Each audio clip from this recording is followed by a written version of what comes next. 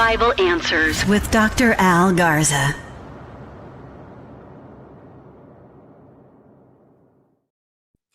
All right, welcome back to another edition of Bible Answers Unfiltered and Black Belt Theology and Apologetics. I'm your host, Dr. Al Garza. All right, so today we're going to be discussing kind of a little bit of a controversial topic, but we're going to be discussing the idea of the Trinity and other gods in the sense that we're looking at other religions or other faiths like the Church of Latter-day Saints, known as the Mormons, or Jehovah's Witnesses, Oneness Pentecostals, even the Unitarian concept of God and Jesus.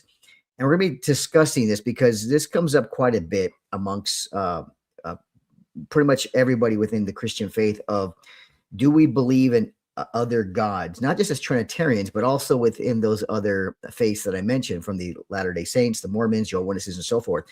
Do we have anything in Scripture that might indicate that our each faith on its own has a different God than the other faiths, like I mentioned? So is there an idea of different gods, different Jesuses, or other Jesuses, other spirits within Scripture that a lot of Christians might plug into the Mormons or the Jehovah's Witnesses or Unitarians or even the Oneness Pentecostal or the Oneness Monarchianists or even Oneness Pentecostals?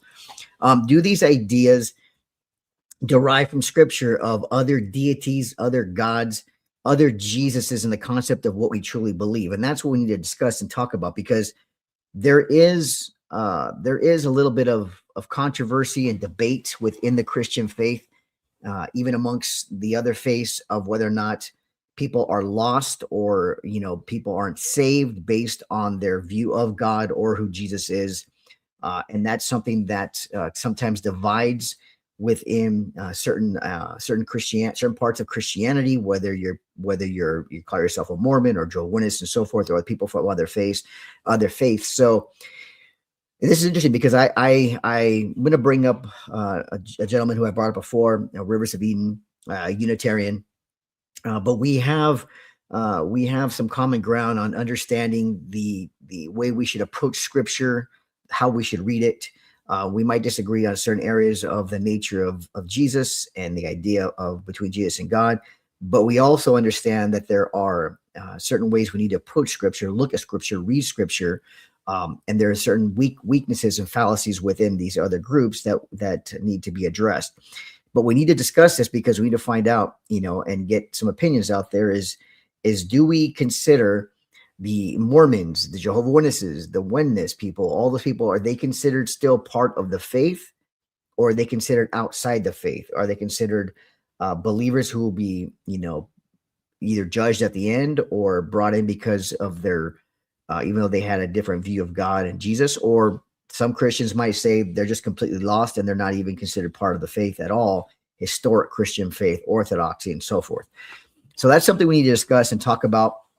So I'm going to bring up my guest Rivers here and get his thoughts, his opinions, what his view is, and how he sees this overall between the LDS, the Jehovah's Witnesses, Oneness people, and so forth. Because when I talk to Mormons, when I talk to the Latter-day Saints, known as Mormons, they think that their view is that even though you're not part of the Latter-day Saints, if you are, let's say, a Unitarian, or you are a Jehovah's Witness, or even a Oneness or a Trinitarian, that you're still considered saved, that you're just not going to have the complete fullness of heaven when you die. You'll have a different degree, a different level of what you get for what you want, but you're not lost in the sense of going to hell or eternal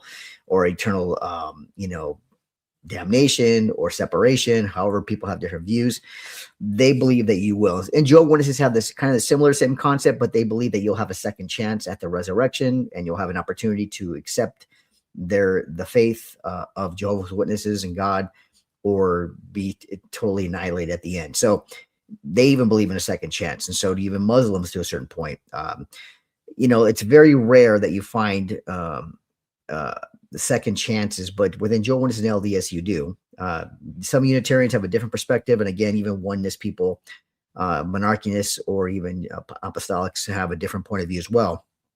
But even within the Christian faith, Trinitarians also have a view. So we need to understand this. We need to bring this into a discussion and see what we can find within these areas. If we have people who are agreeing or disagreeing on this, other gods, other faiths, other religions. So, and hopefully people can, have a view on this, but also have a view that's, consistent with what we know in scripture, specifically about other gods.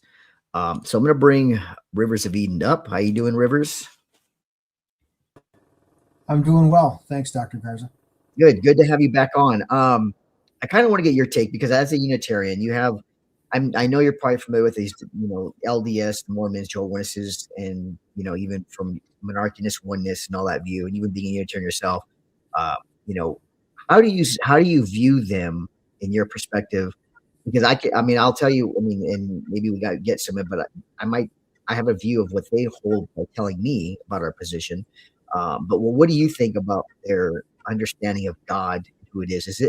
Can it be considered another God, another Jesus altogether? Or is it something that's still coherent within scripture, with slight differences? From my perspective, I think that it's the same God and it's the same Jesus because all of the different groups that you mentioned are all trying to describe the same persons that we see in scripture. So I think of Trinitarianism and biblical Unitarianism, Oneness Pentecostalism. I just think of them as different ways that Christians are trying to explain what they read in the Bible about the relationship between the Father and the Son. I don't think that it's a different Jesus in the sense that the apostolic writers were using it. Okay, so let's say when Paul makes reference in 2 Corinthians about being deceived by another Jesus, another spirit, or even within another gospel or false apostles, what do you think he means by another Jesus? Well, I think the primary issue during the apostolic era, so in the earliest churches, was that the person they knew as Jesus of Nazareth was the Christ. I don't think it was an issue of different ways of explaining in what sense he was the Christ, or whether or not there was a different kind of relationship in a Godhead or between the Father and the Son. I think it was more about recognizing that particular individual as the one who was the Christ. Because, of course, he was crucified and he was regarded as a criminal by most of the Jews. So that was the issue that he was addressing. So I would take a different Jesus to be referring to, let's say, Jews who didn't believe in Jesus Christ, didn't believe that Jesus of Nazareth was the Christ, but rather were waiting for someone else to come along, or maybe even following a different person who was claiming to be the Messiah, because we know from some of the references in the Gospels that there would be other people who would make that claim. So I think that's what it was talking about in the original context, not what we would think of as a different Jesus in modern debates between Trinitarians and biblical Unitarians, for example, who often accuse each other of believing in a different Jesus using that language. Okay, so let me keep the context. When Paul says in 2 Corinthians 11:3, but I am afraid that as a serpent deceived Eve from his craftiness, your minds will be led astray from the simplicity and purity and devotions to Messiah. For it says, for if one comes and preaches another Jesus whom we have not preached, or you receive a different spirit which you have not received, or a different gospel which you have not accepted, you bear this beautifully. So when he talks about, he goes into, and then he talks about, for such men, false apostles, there are false apostles, deceitful workmen disguise themselves, the apostles of Messiah. Even the adversary disguised himself as an angel of light. Therefore, it's not surprising his servants also disguise themselves as servants of righteousness, whose ends will be according to their deeds. Now, I've heard and I've looked at this in different ways of looking at, like, let's say the LDS church, the LDS members, the Mormons, preaching another Jesus, where their Jesus is in another gospel, to my mind, with another spirit, with apostles that they have, in the sense of saying their Jesus is different in the sense of his origin, his nature, who he is. The same way a Jehovah's Witness might even say the same thing, or a Oneness Pentecostal. So you're saying, are you saying that you don't think that would be a different Jesus, even though they're telling you it's a different one by character and nature of who he is? Yeah, I don't think it's referring to a different Jesus with respect to the Bible, Okay. because I don't think at the time of the apostles that they were debating about the nature of Christ the way that different groups today would debate about it, or who debated about it several generations later. Again, I think from the biblical context, it was just about his identity as Jesus of Nazareth. I don't think it had developed to the point where Paul would have been referring to debates about whether or not he was deity, or whether or not he pre-existed, things like that. I think those particular disagreements arose later. Okay, so what do you think about the time that there might have been Gnostics or other groups that even in Corinthians, where Paul talks about the debate of the resurrection, if it already happened or not, the Gnostics that maybe comes later on dealing with if Jesus was actually, a more of a unreal to real person. I mean, do you think those played any views of going around talking about who Jesus might have been or not been as another Jesus? Personally, I don't think they were, because let's take Gnosticism, for example. There isn't any reference to Gnosticism in the New Testament. We also don't know exactly when most of the books were written. So we can't be certain that Gnosticism had even developed during the canonical period. And then, of course, Gnosticism is typically considered to be fully developed around the 2nd century AD, which would be, long after the apostolic era. So I think there isn't any exegetical basis that I can see for connecting Gnosticism to anything, at least as far as, the Gospels and the Acts period is concerned. Right. Okay. Good point. Good point. So what do you think do you think these verses can be applied today in today's, in other words, taking them at that time and saying, look, can we apply that concept of another Jesus, another gospel with the modern faith we see today that maybe came out of the, 19th century and so forth, Joe Oneness's LDS Church and all that? Do you think it's applicable for today, or do you think we can apply it for today? Well, I don't think we can apply it directly, because I think, for example, in 2nd Corinthians, where you were reading, it makes perfectly good sense if Paul was just referring to people who might have come along and said, Jesus of Nazareth was a criminal. He was cursed. He died on the cross. So there's another Jesus that we need to look for. Maybe was somebody else at the time who was claiming to be the Messiah or the Christ. I think it was that simple during that period of time. Now, today we can adapt language from the Bible. Like, I think many Trinitarians and Unitarians will go back and forth and say, well, Trinitarians believe in the deity of Christ, and a Christ who is equal to the Father, a Son who's equal to the Father in essence and nature, in a Godhead. And then they would come out and use that language and say that's a different Jesus, because we believe that when we read the Bible that, he was a human being as the Son of God, and that he was later exalted. He didn't pre-exist. He isn't part of a Godhead. So it's easy to throw around that kind of language.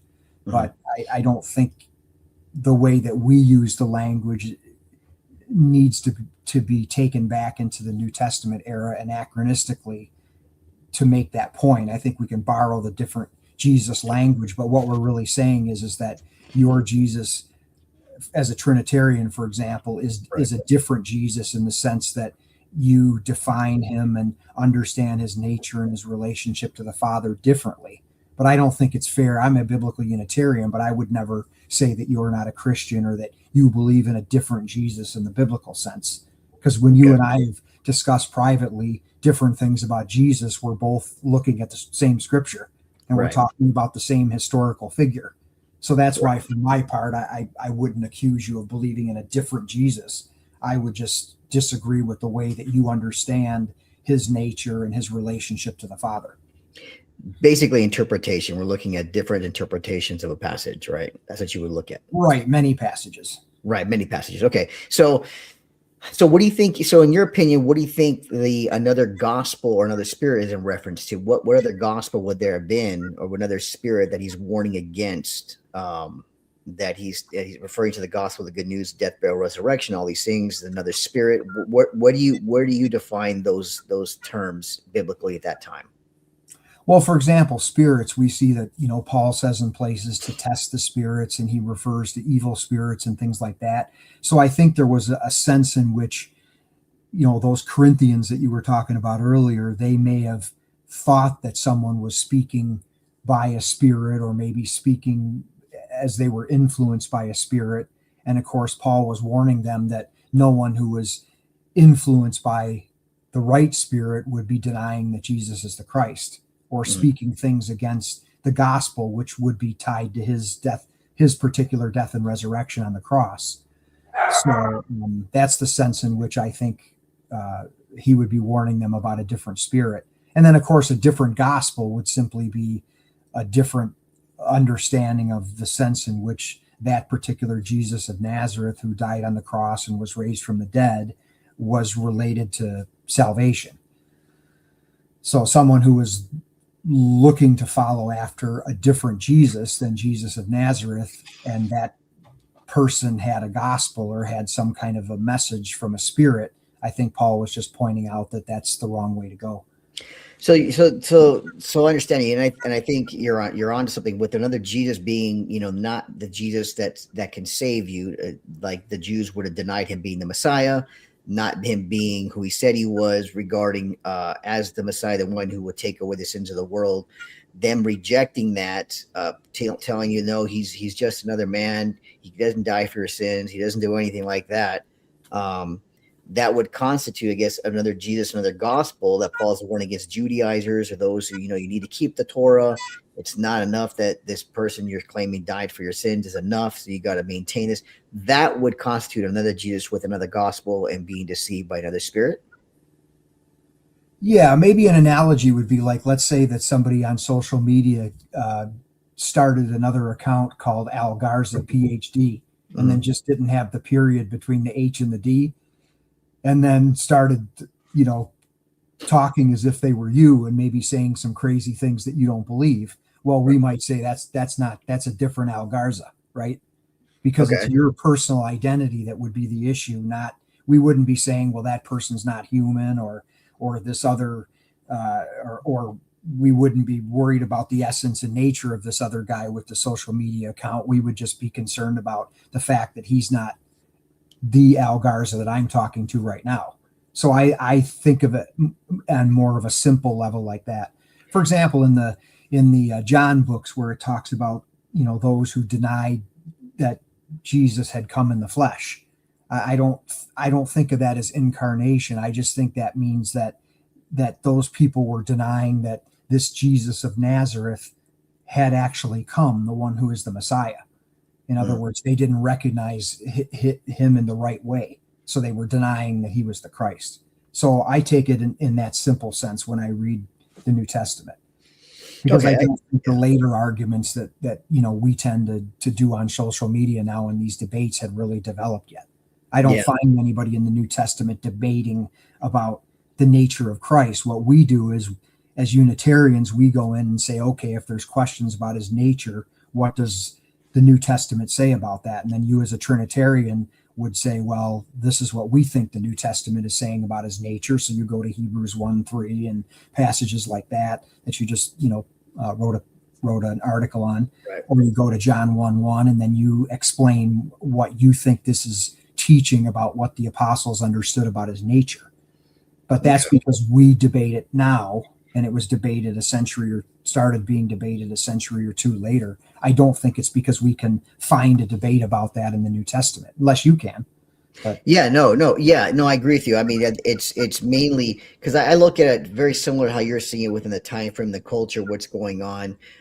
The analogy you gave, someone creating an account on me, pretending to be me, or even somebody just creating an account and then saying things about me that aren't true, making up stuff that I never did, never said, or, that's just another, that they're portraying a different Al Garza.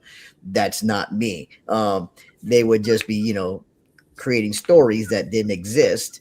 That would be another Al Garza that someone created or that someone's falsifying. Doesn't have to be pretending to be me, but the fact that they're telling stories about me that aren't true. I mean, right? I mean, right. I mean, yeah, somebody it's the wrong Al Garza, right? Right. And Al Garza.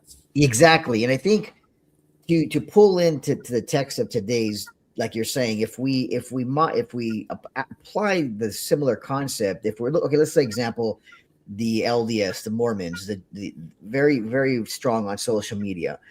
I mean, historically, I'm not sure how much you know about them, but if they were telling you, if they were explaining who God is, according to their theology, and it comes from an idea of God and Jesus, yes, Jesus is the Almighty, but they have an idea of that they are gods, separate gods, or that Jesus was the spirit brother of Lucifer, pre-existing in heaven. We are all brothers and sisters, pre-existing in heaven. There's a heavenly mother. There's all these things, and the God that they're trying to explain, or the Jesus they're trying to explain, is completely foreign to how we understand Scripture today. Would you consider that another Jesus and another God, even with another gospel, but with specifically another Jesus or another God, that they're telling you that this is true? Well, I think that's a question that goes along the same lines. I don't know much about Mormonism. The main reason I don't interact much with Mormons is because I don't think the Book of Mormon is a legitimate commentary on the ancient scriptures, and so I wouldn't really have any basis for discussing any issues that you mentioned that would come out of that, what they consider to be additional revelation from that book. Mm-hmm. I accept the Protestant canon probably like you do. Yeah. But that was my point. If they were using the Book of Mormon, for example, to try to explain that the Jesus that we read about in the Bible, that we all agree is a historical figure, was a brother of Lucifer, then I wouldn't consider it to be a different Jesus. I would just question where the brother of Lucifer stuff comes from.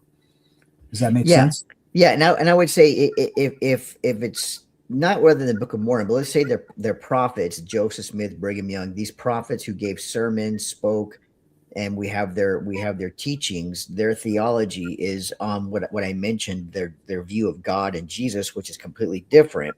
Because a lot of Christian apologists, and I've been in that category, where I've listened to their prophets give I've read their prophets' sermons talking about Jesus and the pre-existence and all the things I mentioned, and I have been quite adamant to say that is not the God of the Bible. That is a different God that your prophets were teaching and proclaiming, and a different Jesus that doesn't exist in the Scriptures, much less the Book of Mormon. But even in out of the mouths of your own prophets who are saying this and we have their writings, that to me would seem to be a different God altogether, a different Jesus that doesn't exist. And then going from there, totally different faith, contrary to Scripture to itself. Yeah, I understand where you're coming from. I just personally wouldn't go that far with it. Oh, okay. And maybe it's just because I want to find common ground with people that have different ideas. And so, once you say that somebody believes in a different Jesus, I mean, you kind of eliminate the basic common ground. Whereas if you say, okay, I accept that you as a Trinitarian, or you as a Mormon, or you as a Jehovah Witness are talking about the same historical Jesus of the biblical record that I am, let's go the next step and try to sort out what the Bible teaches about his nature or about his relationship to the Father, whether or not he pre-existed, et cetera, et cetera.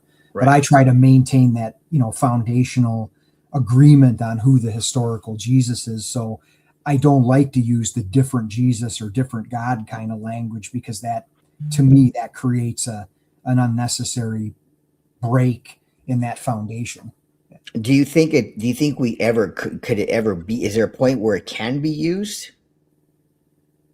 or do you think it's not? I think it can be used in the context of the modern conversations that we have, because some people understand that if you don't believe in the Trinity doctrine, for example, you're believing in a different God or a different Jesus. Like I said earlier, I just don't think that's what the point of that language would have been in the apostolic era, in the first century. Okay, gotcha. Okay, does that make sense? Yeah, definitely. Historically, if we because obviously Mormons didn't exist back then, or Jehovah's Witnesses and all that, so it's a different concept and idea altogether. What Paul would have been referencing.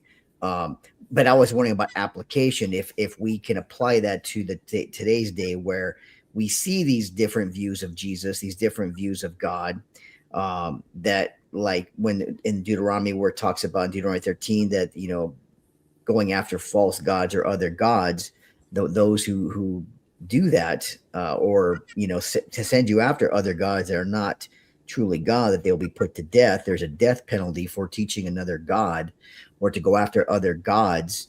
What constitutes would be what would be considered other gods, because you could have other nations worshiping gods by different names, different titles, other deities, and yet God, God says those aren't gods by, those aren't the true God. And even Paul says by nature, those things are not God.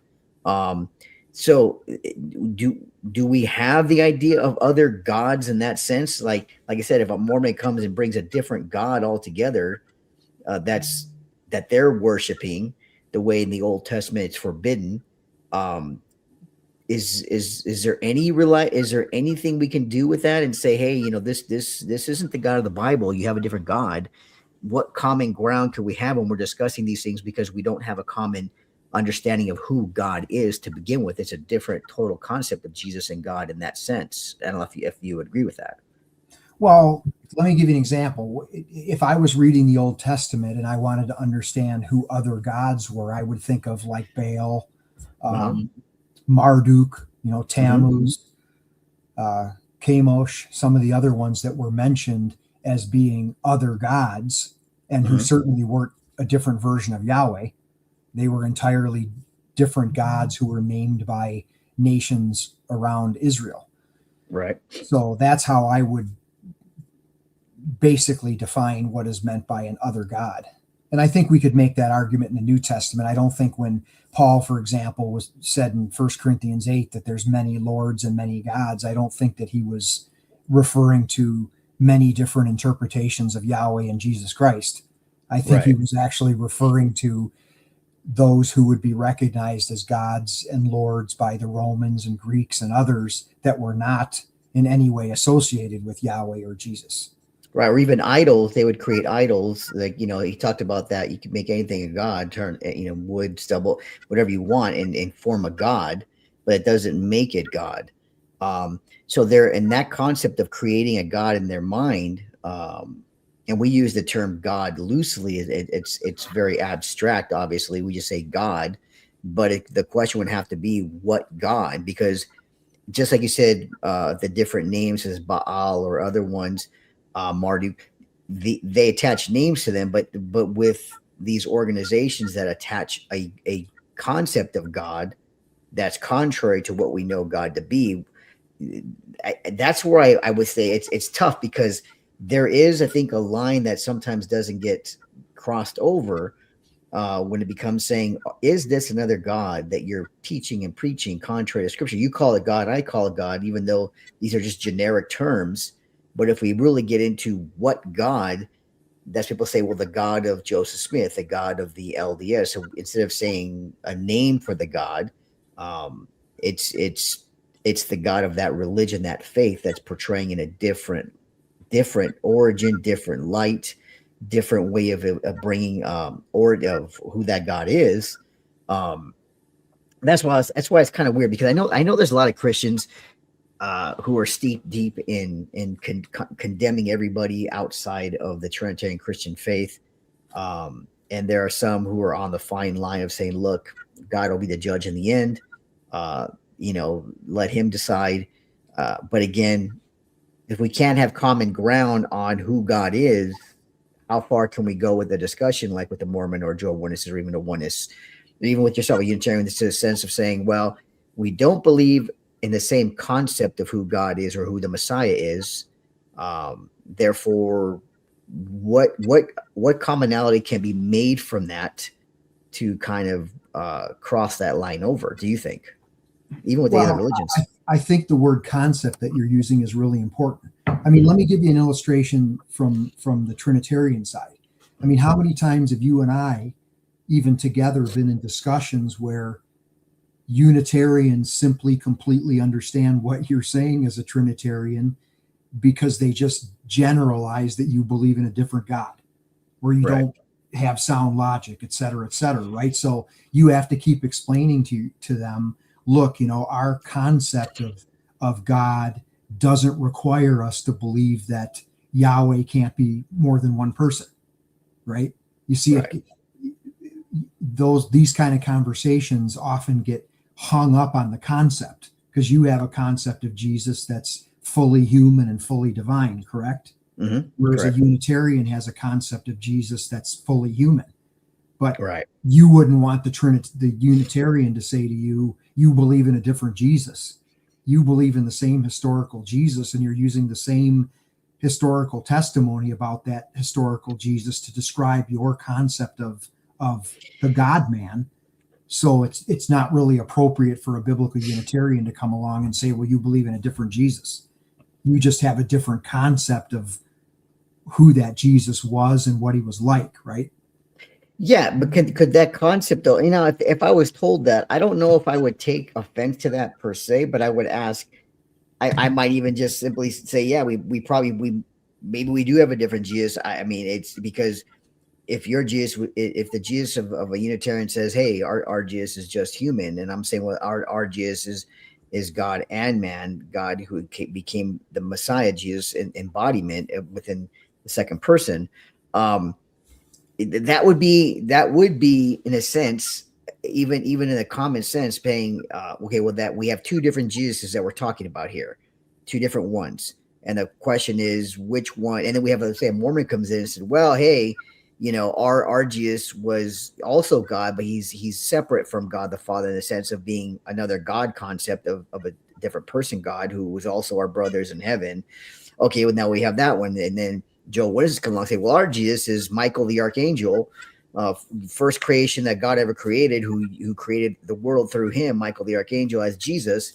Okay, and then you have the oneness. Well, our Jesus is the Father. The Father and Jesus are the same person.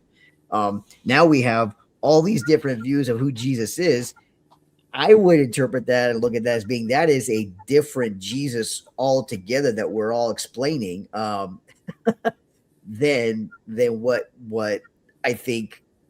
If you kind of get what I'm saying, because that to me Yeah, just seems I like five understand. different Jesuses all together. It's like, okay, now what do we do? Because I see it as we can say Jesus is the Messiah. We all can say yes, he is, and we're all common ground on that. But then when we say which Messiah is the true Messiah of these faiths, then it becomes okay, is he Michael the Archangel Messiah? Is he a spirit brother of Lucifer Messiah? Is he just the human Messiah? Is he the Logos, the Word who became flesh Messiah? That now we have to narrow it down as which Messiah are we referring to, and these are multiple the views of the Messiah. Right, but I think a lot of that is concept and interpretation. Like you just quoted from the prologue, you and I would go as far as agreeing that the Word in John 1:1 and John 1:14 is a person, Mm-hmm. even though many biblical Unitarians certainly wouldn't concede that. So, as a Right. biblical Unitarian, I would go a step further in the prologue, but we would still end up with different interpretations because I would argue that the Word is a name being used for the human Jesus, and you would argue that the Word is being used as a name for a pre-existent second person of a triune Godhead. Right. But see, to me, we're still debating about what the Word refers to in the prologue. So I don't think it's a different word in the sense that we're talking about a different person, because again, we both agree it's a person, but Right. we understand the prologue differently because we don't have the same interpretation of the prologue that leads us to the same concept of what the word is or who the word is referring to. Does that make sense? Yeah, it does. It makes perfect sense, and I would definitely agree with you with a different idea interpretation of the passage. But again, it would all come still look at it like the other religion would be. It still puts us as okay, Trinitarianism versus Unitarianism in the sense of one person, one man. The Messiah just the man. Even though we can talk about how these terms were used. but our definitions are going to be different when we talk about a Jesus, or if we say who is Jesus, who was he really? We're gonna answer differently, just like the other ones will too. The LDS, the JWs, they're all going to answer differently as far as when you get to the origin of who Jesus is. And to me, that seems to constitute another Jesus, that I would take the scriptures and say, let's apply them in today's understanding. These are not the same Jesuses that we believe in, because they're all different in our own perspective and our different views, and they're leading us to a different view of God, in the sense of another God possibly that doesn't exist, in the sense of how we see him by nature or by essence. I mean, it kind of gets, I guess it's kind of a fine line. I think it's very hard because it's I don't know. I've dealt with these different religions like LDS, Oneness, for over 10 years, in the late 80s, early 90s, all the way through, and it seems that there's always a seriously different view of God in by nature, by who he is, Jesus, and all that, very down to the core of. For me, it seems, yes, this is like a different Jesus and a different gospel, a different God, altogether, that we would say it doesn't exist from the scriptures. It seems different. What do you think? Yeah, I think we probably just disagree on that point. But let me ask you this. Do you agree, though, that sometimes Unitarians or Trinitarians, and I'm just using those two different versions because we're here to represent those sides of it.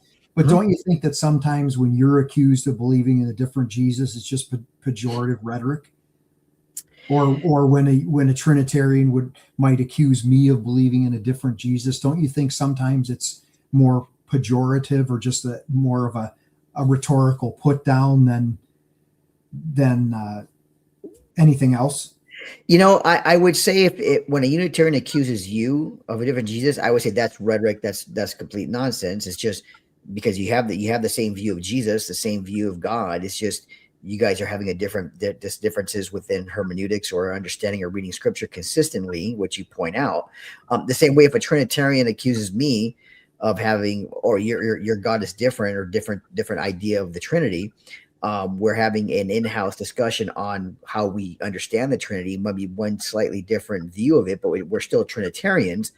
So if a Unitarian accuses me of a different Jesus or a different God, I might say, you know what? Yeah, we do have a different Jesus in the sense of our views of who he is and his nature, what he did, and as far as his existence and so forth. So because we're two different categories, Trinitarian, Unitarian, I would take more insult with a Trinitarian trying to accuse me of believing in a different God, because maybe his view of the Trinity is slightly different.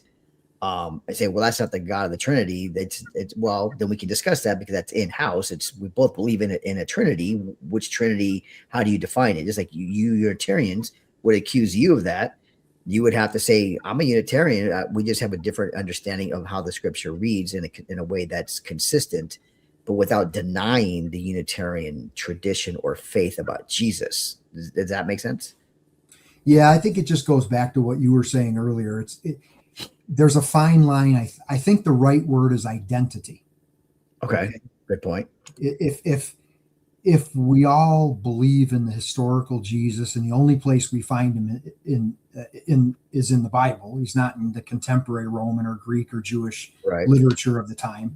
So we're all, as long as we're talking about the same historical Jesus of Nazareth that the Bible talks about, I don't think we can deny that we're referring to that particular person with that identity.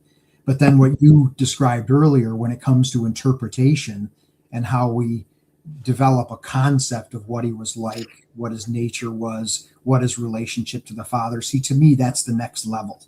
So I guess what I'm trying to do is just maintain the common ground on what historical person we're all trying to understand, albeit we understand differently. So I can't go as far as saying that you believe in a different Jesus.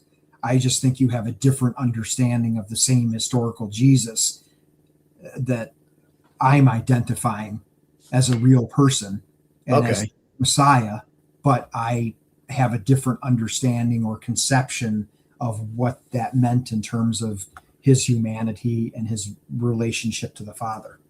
But could that different understanding lead us to a different Jesus at any point in your idea, in your mind, in your understanding?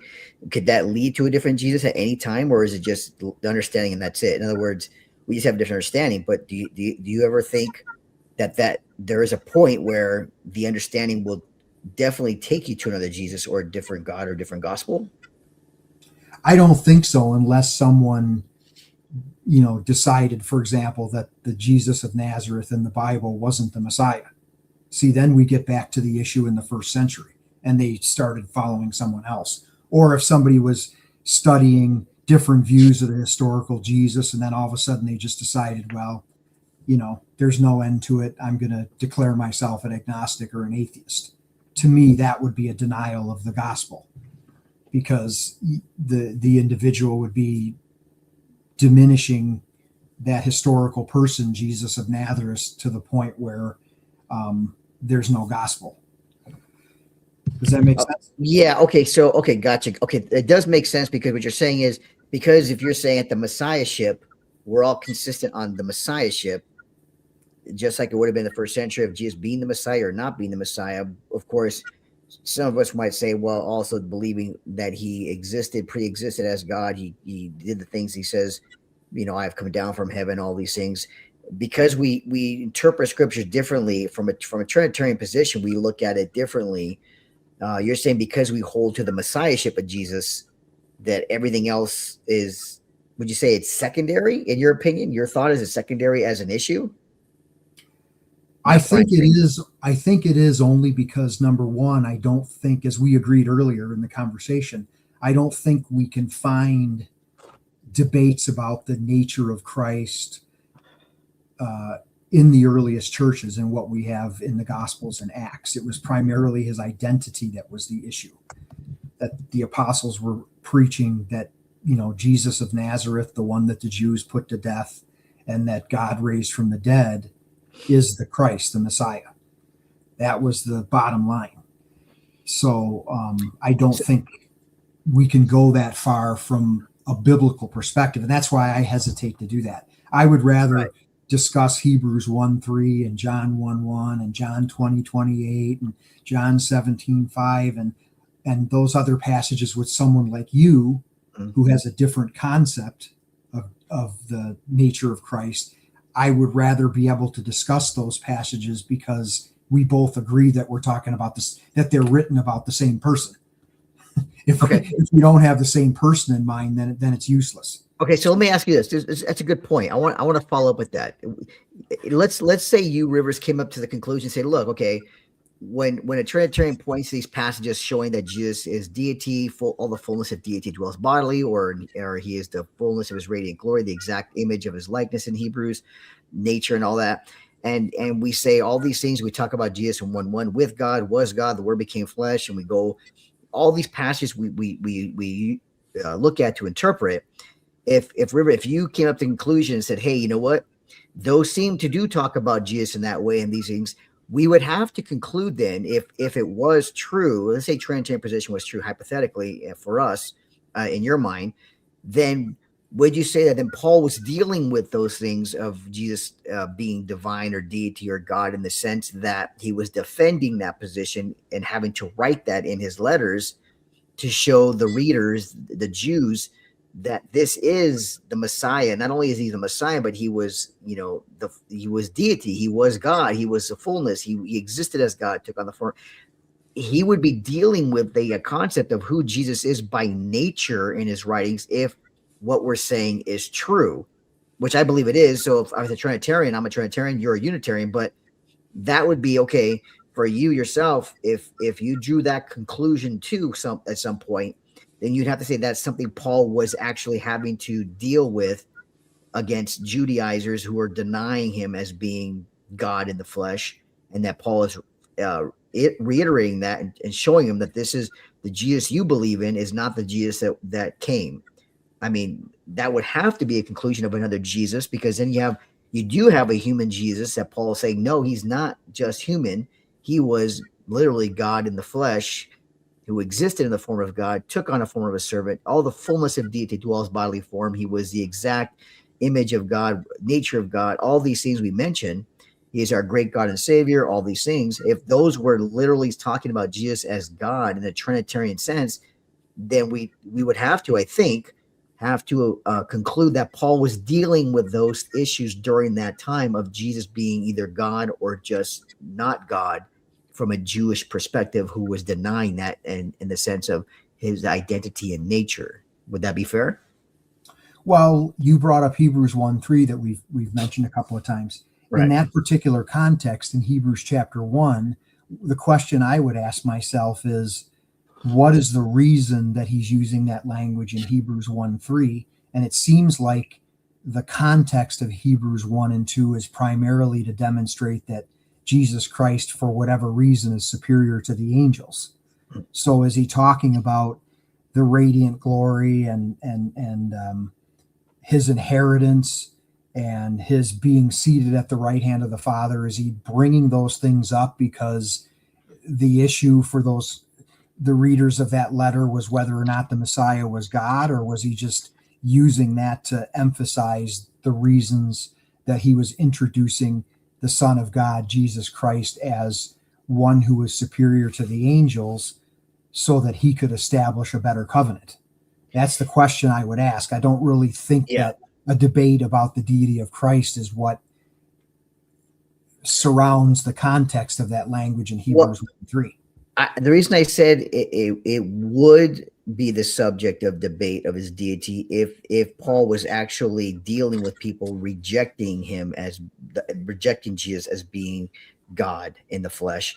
In other words, that's why if he wrote in the beginning, as I mentioned, even in my paper, of being the exact representation of his nature, or the exact imprint of his nature, and then he goes into the incarnation of saying, for which of the messengers did he say every time, you are my son, today I have begotten you, and I will be a father to him, he shall be a son to me. Again, this is for us incarnation that I think Paul deals with. And that's what I was saying. If these things came to be true, for us Trinitarians it is, but from your perspective, if it was being put forth as being true, then, like, from our view, this would be another Jesus, in the sense that, one, we believe Jesus is God. In the other sense, he's Jews who rejected him as being God and only a human being, and even not even the Messiah, but in the sense of we won't even accept any of it.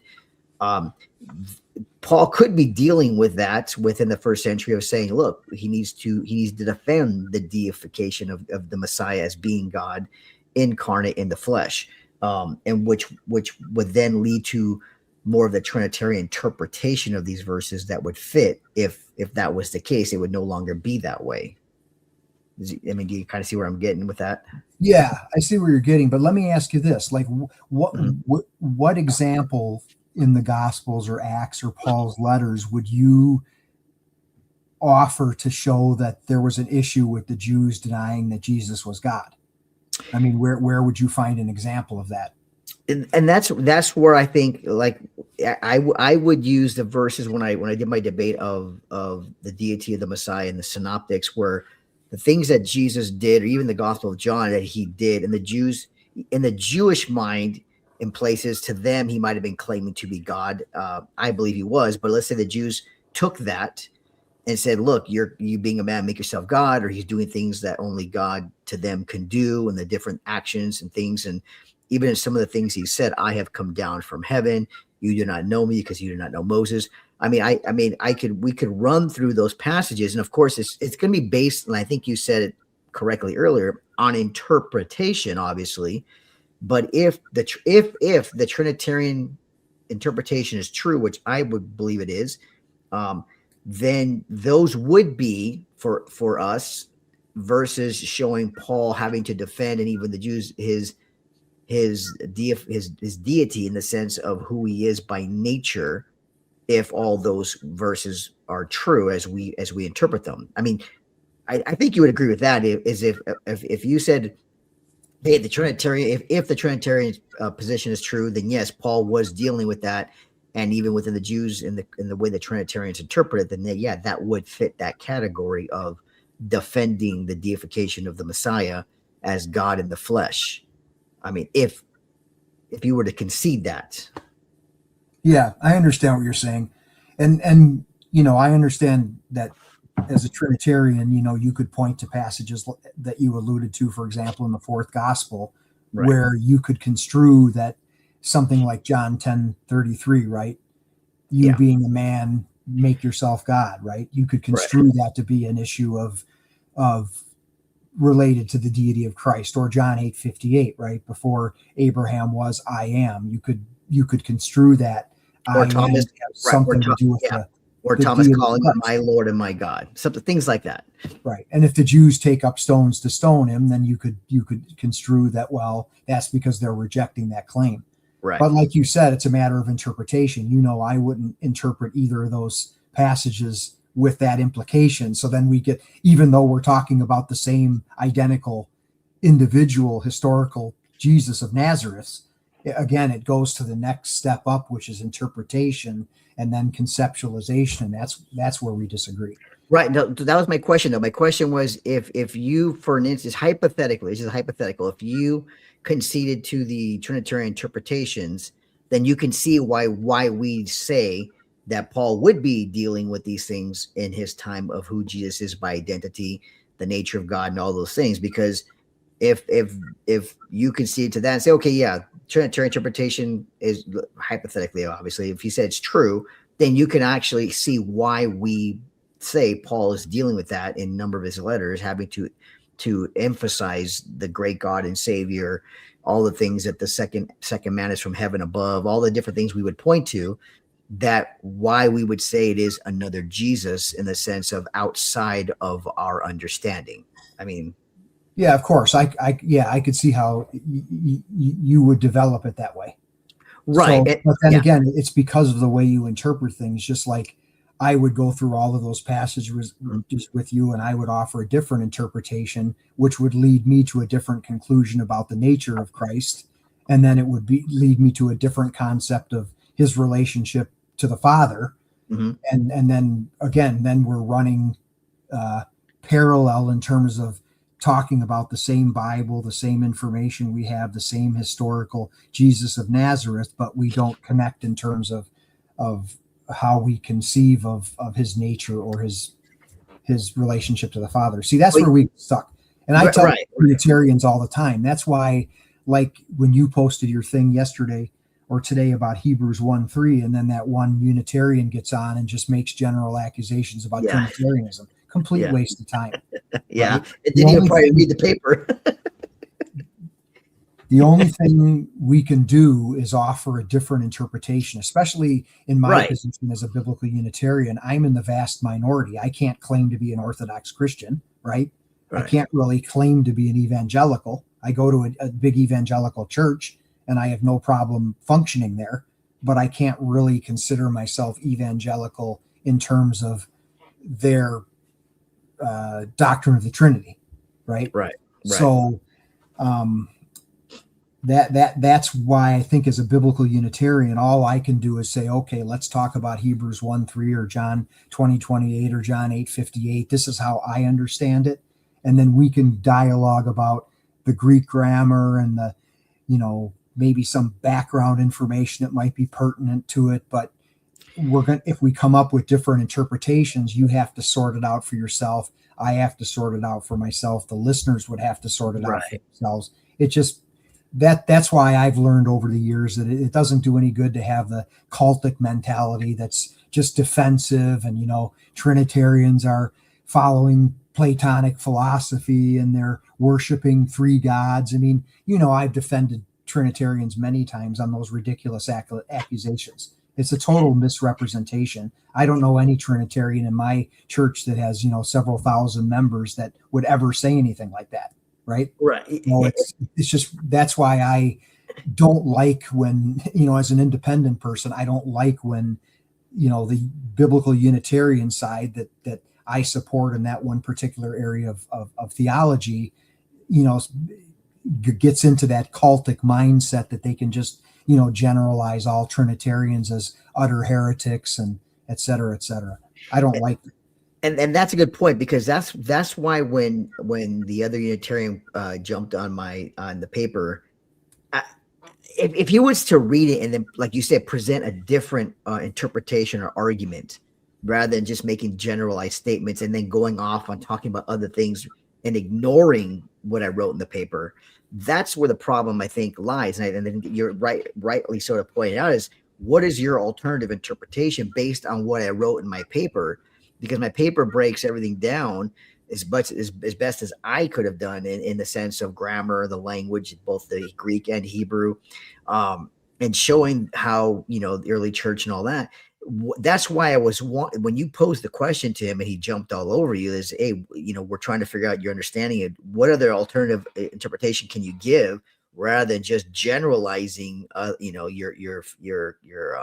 your belief and not dealing with what's being written. And I think that was the problem.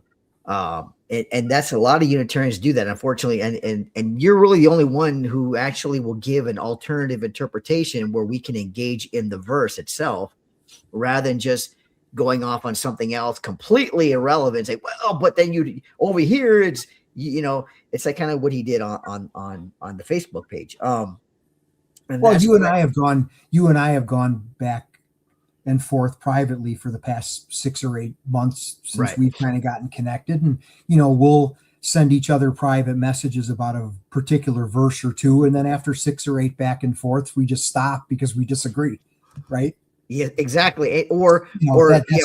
Maybe you think of something that I said, maybe I think of something that you said, but we just disagree on the interpretation of some of the passages, and so we end up with different conclusions. But that doesn't mean that we have to dislike each other, or that it's appropriate for me to go on social media and say that you're a Platonic polytheist, right? Or a paganist, or pagan. Right, it's ridiculous. Something. Yeah. And then what's going to happen after I start doing that? We're not going to talk about anything, right?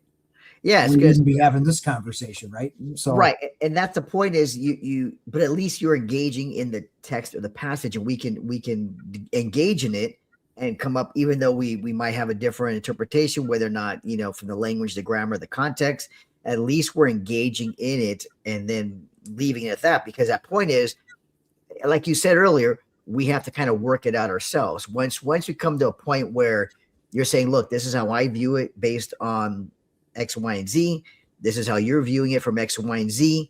Then, of course, we basically I've thrown our cards on the table and said, okay, this is what we hold, and then you have to work it out with yourself. I have to work, because we can only get so far. Obviously, we can look at the same verse, have a different interpretation, look at the context, the Greek, and the grammar, still come up with a different interpretation that we're looking at towards our position.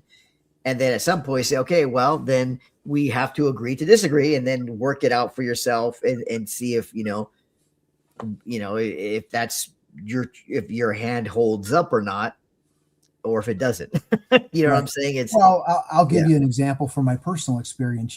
30 years ago, I probably would have been a Unitarian who thought that, John 1:1 and John 1:14 were referring to some kind of magic words or biblical prophecies that, somehow become flesh and dwell among us, et cetera, et cetera. I would have been going out of my way to read the prologue as if the word can't be referring to a person, which is what most biblical Unitarians do, right? But somewhere along the way, it was probably maybe 15, 20 years ago, I was having a conversation with somebody like you that understood the Greek grammar a little bit better, knew how to talk about the context of the prologue a little bit better.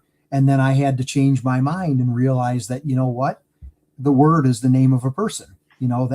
All of the evidence points to that. And I had to stop. And, I probably never went back to that person and said, hey, thank you for pointing that out. But at some point I had to change my mind and realize that I need to resort my thoughts about the nature of Christ, at least in terms of what's being conveyed in the prologue, because now I have to accept that, my NASB translation is accurate. And there's all the energy that I was trying to spend denying the obvious was a waste of my time. And so I had to change my mind. And it didn't lead me to Trinitarianism or the deity of Christ, but it helped me to fit that particular passage into my developing understanding of Christology, and also to have more of a common ground with someone like you that would has a different conclusion about the prologue, but at least we don't have to debate about whether or not the Word is a person. We can talk about the beginning. We can talk about the was with God, some of the other difficult things that became flesh, but at least we have a common ground in terms of understanding the Greek grammar, so that you don't have to point out why I'm wrong about that, and I don't have to go out of my way to try to make you wrong about that. We can both just agree that the scholars who translated our reputable Bibles knew what they were doing, and then go from there. Right. At least we take one step together. Right. Exactly. And that even like you said, that one step of agreement, even on the person of the word, that's it's a baby step, and it does take us one way. That's what I'm saying. You worked it out. You came to the conclusion, where other Unitarians are going to hold on to their wisdom literature genre, all this other stuff that has nothing to do with the context, obviously, but at least you worked that out and found out, okay, this is how I have to view it based on what's being said. Now, that's a definite start. Now we'll disagree, I guess, on the conclusion, because remember, if you're reading it from your perspective as a Unitarian, let's say Jehovah's Witnesses would say the word was a God, obviously a lesser God, lesser being. So they have their version of how they're going to read John 1:1 and the other passages. The LDS, of course, they affirm it, but they just believe that Jesus is a different or another God altogether. And of course, the oneness position is God is it's speaking of the Logos as what was already in the mind of God, the person of God himself. And so they're all going to have a different interpretation based on their already conclusion of who God is to them. Rather than saying, let's just, and this is where I always tell people all the time, I don't like trying to interpret the verse. I like to say, what is the text saying? What is the verse saying, period? Grammatically, context, the language, context, language, and grammar. What is it saying? Before we get into interpretations, let's just look at what the text is saying, and then we can go from there. Because if we automatically jump into interpretations, then all we're doing is we're just saying, well, I'm in this position, this camp, and I'm going to interpret it this way. And regardless of if it agrees with the grammar or not, or regardless of if it draws a different conclusion, I'm going to read it so it kind of fits in my category. Rather than just saying, can't we just read it first? What is it saying in its plain understanding with the grammar and the context, the languages? I mean, and then once we can read it, and then we can kind of, okay, now we can say, what is it saying now? Let's look at those three areas and see how we can interpret the verse in a way that's going to be aligned with the context, language, and grammar without violating any of those things. I mean, does that make sense? Yeah, absolutely. And you brought up the word was a God, right? Mm-hmm. The Jehovah Witness perspective on that, which we would both disagree with. Right. I'm not afraid to admit that that's a possible translation, but there are other options that are better. Mm-hmm. So I'm happy with, and the word was God, because I think that's the best translation. I think it's supported by the Greek grammar, not only in that particular construction in John 1:1, but just some of the other grammar and syntax that's used in the prologue that would support it. But one of the things, I'll give you an example from biblical Unitarians. One of the things that I don't like either is, recently there's been this kind of resurrection of the old Moffat translation by Trinitarian scholars, the one that says, and the word was divine. Oh yeah. Mm-hmm. Okay. Now that's possible because they present exegetical evidence that indicates that you could take that particular, construction in an adjectival sense. But what concerns me is that when you see a bunch of Unitarians jump on that bandwagon because they think all of a sudden that doesn't portray Christ as divine, right? Right. Right. And then what happens is they don't understand what the Trinitarian scholars are saying when they start to favor that translation, right? Mhm. And the word was divine to the scholars who came up with that particular translation was, and the word, who is a person, Jesus Christ, is fully divine, Right. right? Or Whereas, deity can be used right, either. whereas a Unitarian latches onto that, who doesn't understand where the interpretation came from, doesn't understand the Greek grammar, and then all of a sudden, oh, okay, we don't have to use the word was God, so we can take divine in a lesser sense. Or deity. Yeah. Like divine is, yeah, most commonly, you're right. Take that as if it means a lesser sense. And that's not how the scholars understood it, who No, even absolutely not. translated it as divine. Right, right. Yeah. So is it really doing the biblical Unitarian any good to borrow that translation from Trinitarians and then claim that it means something it was never intended to mean?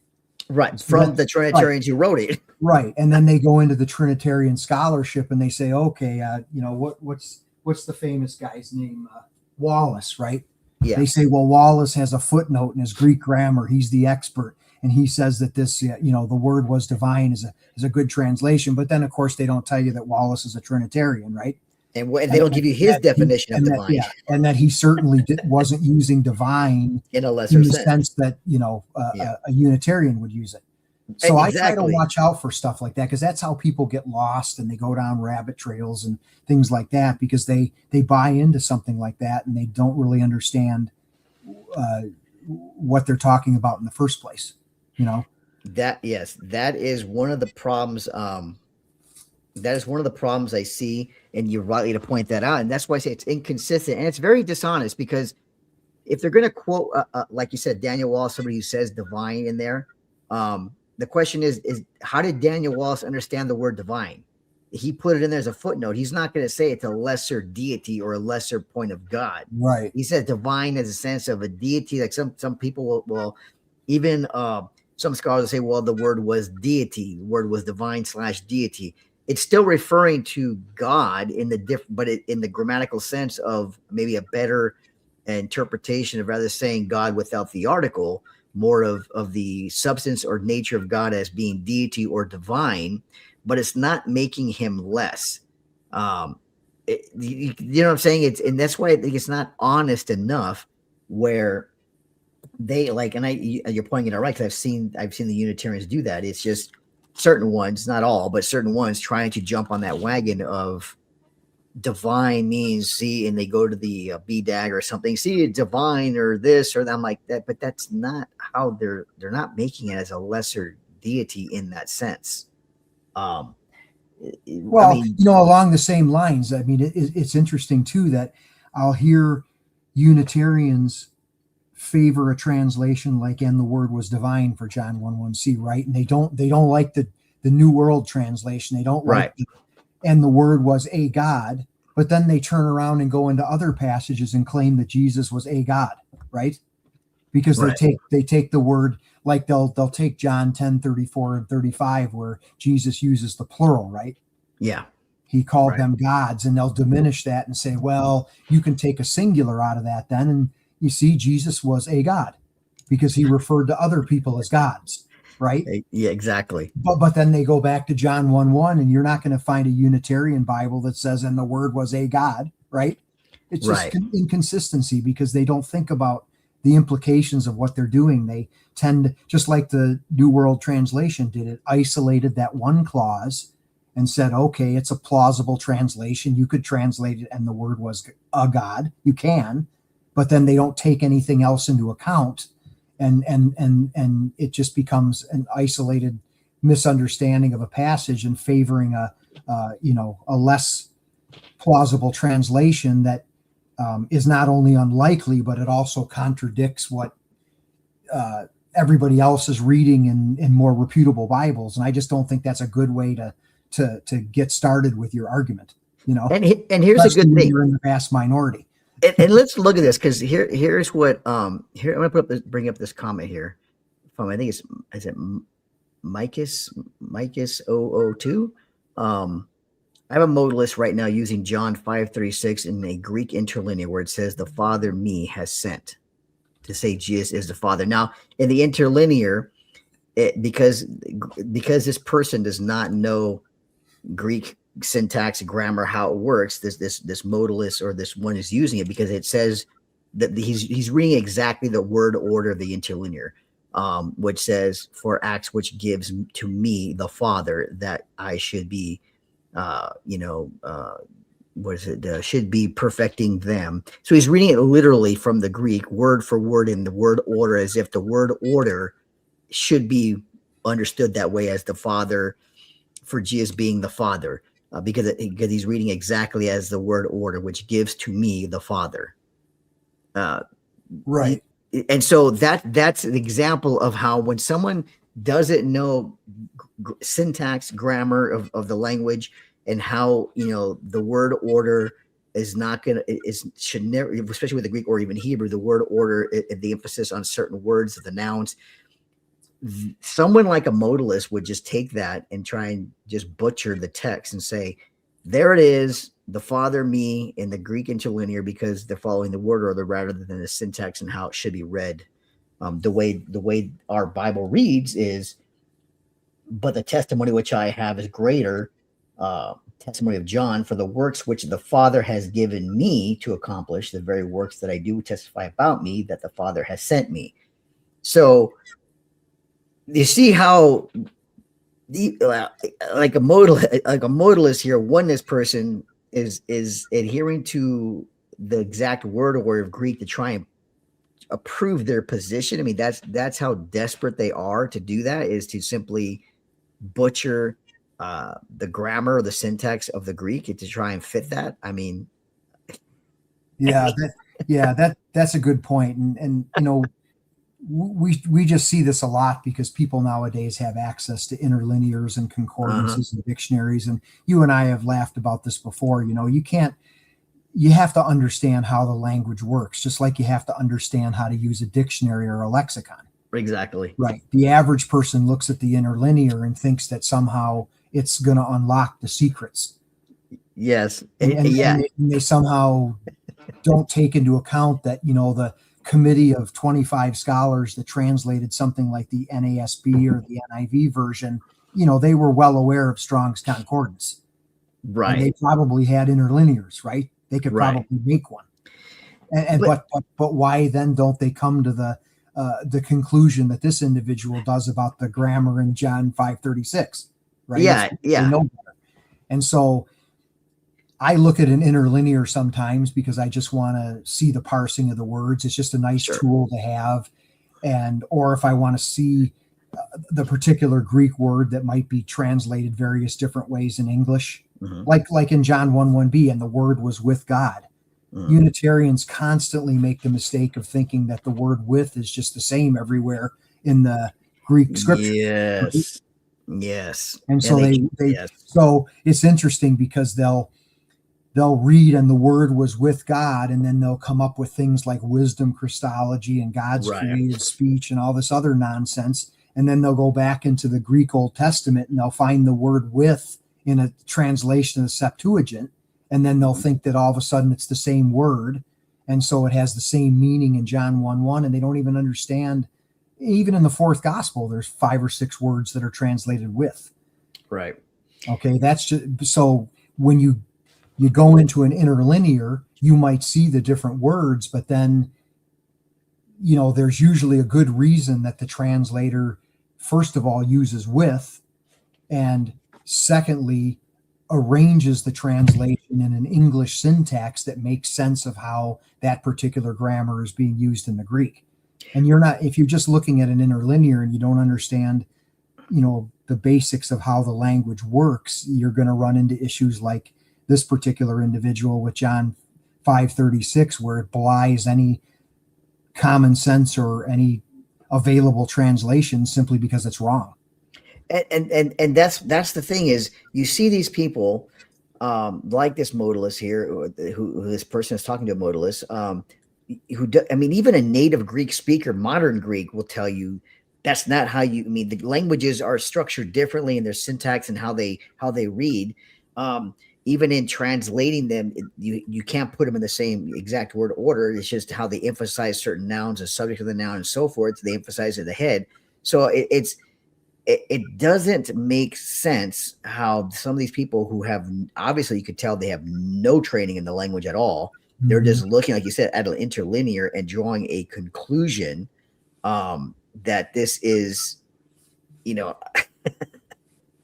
doesn't make sense. And here's another comment. Let's get to this, because you were mentioning John 1:1, which is a good point. Here's what someone put up here. The word was God. If God is qualitative and adjectival, even pronunciation, that's really saying the word was like God. If the word is like God or God-like, predicative, how can we use deity, divinity as a noun? Well, because something that's divine, I would be understood to be like God. Right. That's what the word means. So okay. So in this case, the word was like God. If the word is like God or God-like, predicative, how can we use deity, divine as a noun? I think because the word was divine, the word was deity. It's like you said, like with Wallace understand it, it is not dealing with a lesser type of God or God-like. That's not how they understood it. No, I think the Trinitarian translator would understand, and the word was divine to mean that the word was like God in nature, right? Fully divine. Yeah, fully divine, but fully God himself in the sense of divine nature and essence of being deity. That's how a Trinitarian scholar would have looked at that. And that's their understanding of it from that. And then verse 2, obviously in verse 3, going back to creation and being he was in the beginning with God, all things were created through him and all that. So that's why they would look at that. And then the word became flesh, obviously, and tabernacled among us, all that. That to them, and from a Trinitarian perspective, we would say that he is deity in the sense of the fullness of the nature of God, and that he was existing with him as well as was God. Not the Father, obviously, because we're not talking about the article there, but yeah, in that sense. And one thing I don't understand about this individual's statement here is he says, if the word, which he capitalizes, is like God, which he doesn't capitalize, or Right. God-like, how can we use deity, divinity as a noun? So that's a little bit confusing to me, because if he's capitalizing the word, then it's the name of a person in English, right? Yeah, and he follows up with this.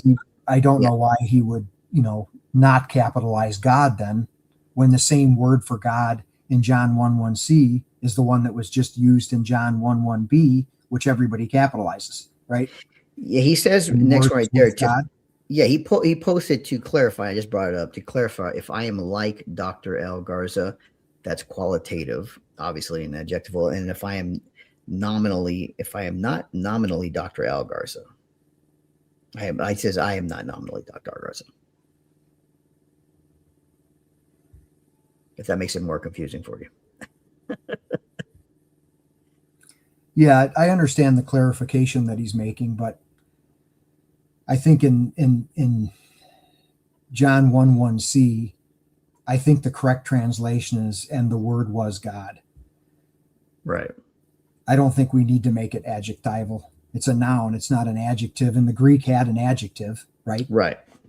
So presumably the writer could have used that if that's what he meant.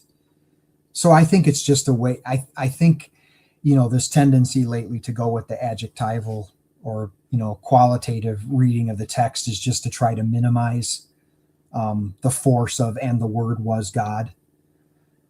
So I'm not sure it's really to provide a better translation.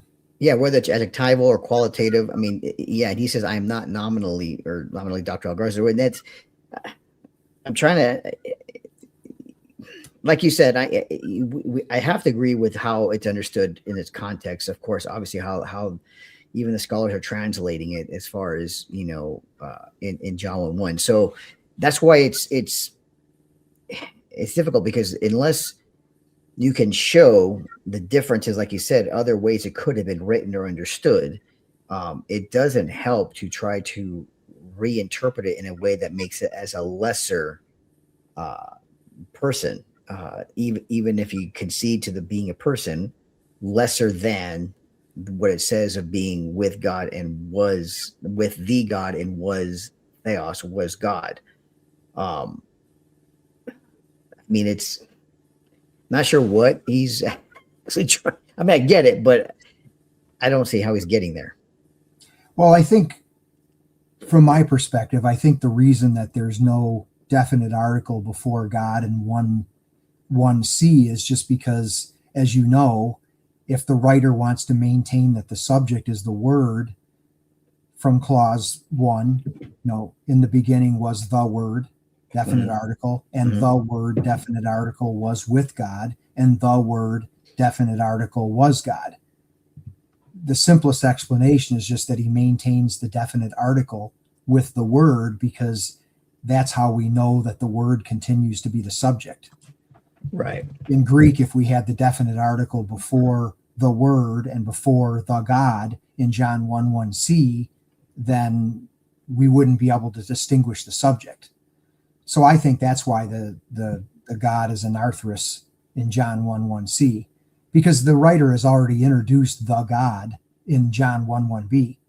And when you look at the Greek word order, which is not always significant, but in this case it's interesting, if you read the Greek word order, it has, and the word was with God, and God was the word. So now you've got that God separated simply by the word and. Right.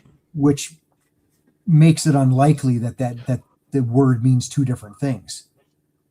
Yeah, but even in the Greek, I mean, like I said, the article even appears in 1b, obviously with the God, hein arche, hein halagos, kai halagos, the word, hein pros ton theon, the God.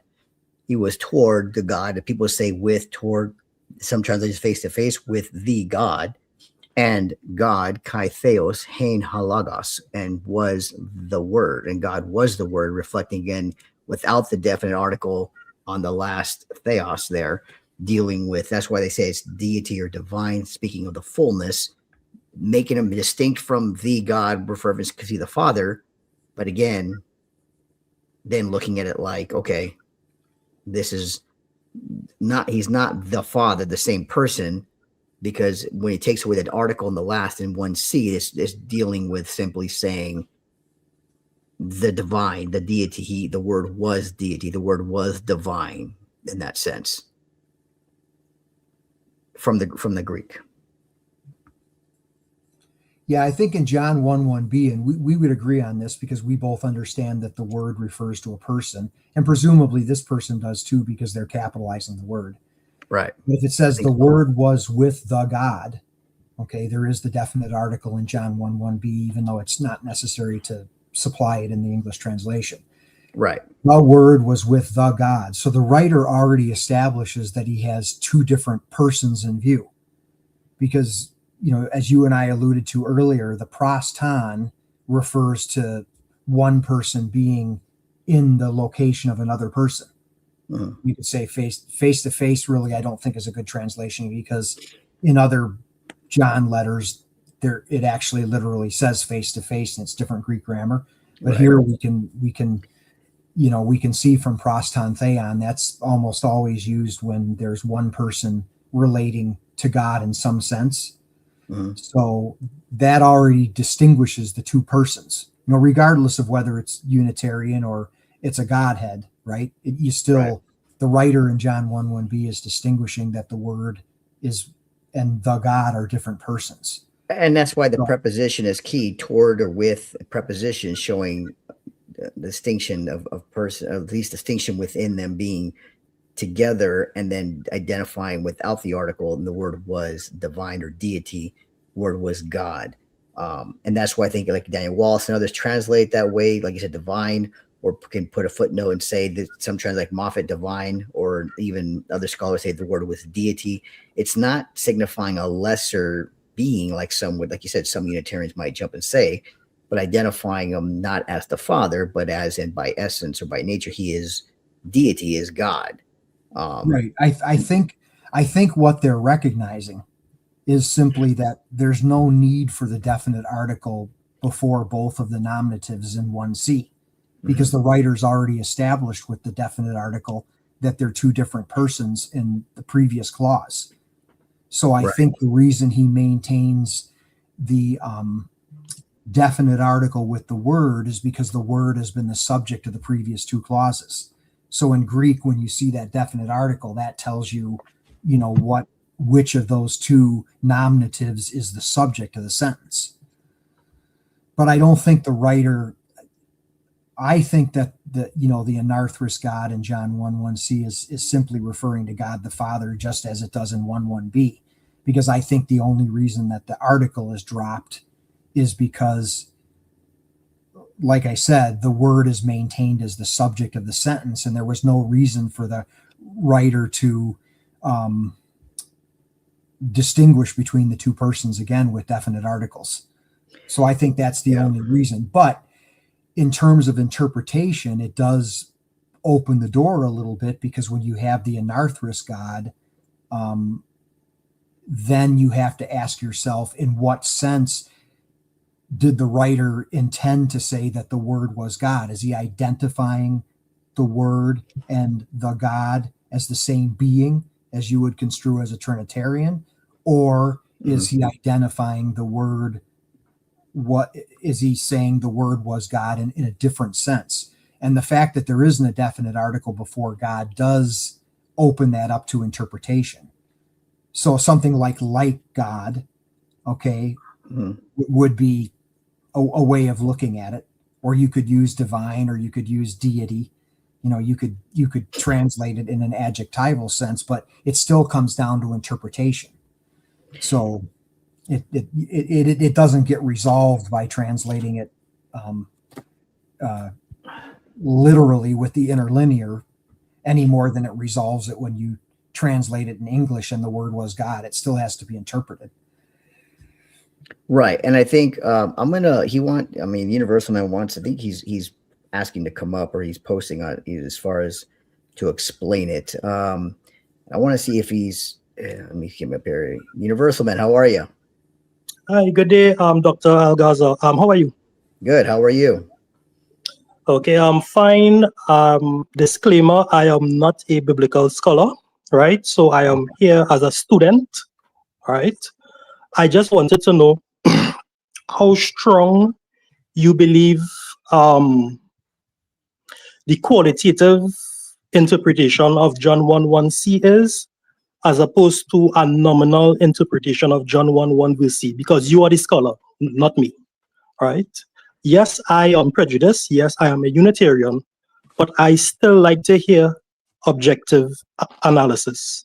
So I'll listen to what you have to say. Yeah, no, and I want to ask, how are you? I know you're not the scholar, but how do you view the verse itself? Because I mean, Rivers, who's also a Unitarian, he's doesn't fully agree on how certain things are interpreted. But how do you see the verse yourself? What is your perspective on it with the 1C?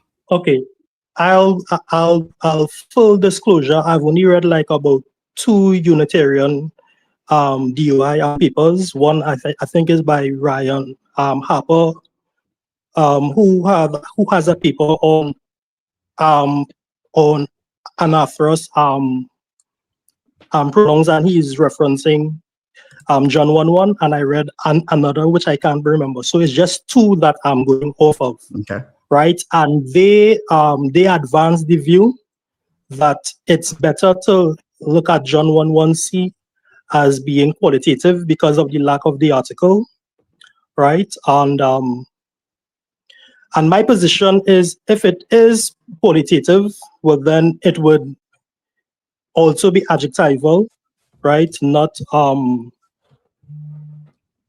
right, and hence it would be something like godlike, being used in a predicative sense and not in a nominal sense. But I objectively want to know how strong scholars view that position. That's why I'm asking you. So have you read Trinitarian scholars on John 1:1 on this subject before? Have you read their view? 1 or 2, but I can't cite it off the top of my head. Okay, so I will defer to your understanding here. Well, well, I don't want to, the reason I say I don't want to just rely on my understanding. I want to make sure that if scholarly, if you're talking about Christian Trinitarian scholars, they're going to have a view on this verse that's going to be different than let's say a Unitarian scholar. So Okay. it's going to be, and like Rivers said, it's going to be a matter of interpretation of how we view the text. Now, I can have, the non-qualitative verse sense, the more the nominative. I could say, okay, we look at Trinitarian scholarship and we say this. It doesn't really advance your position to agree or disagree because it's coming from a Trinitarian scholarly view. Okay, so like Rivers was saying, we have to look at the verse. How did Trinitarian scholar understand it, and then how do Unitarians understand it?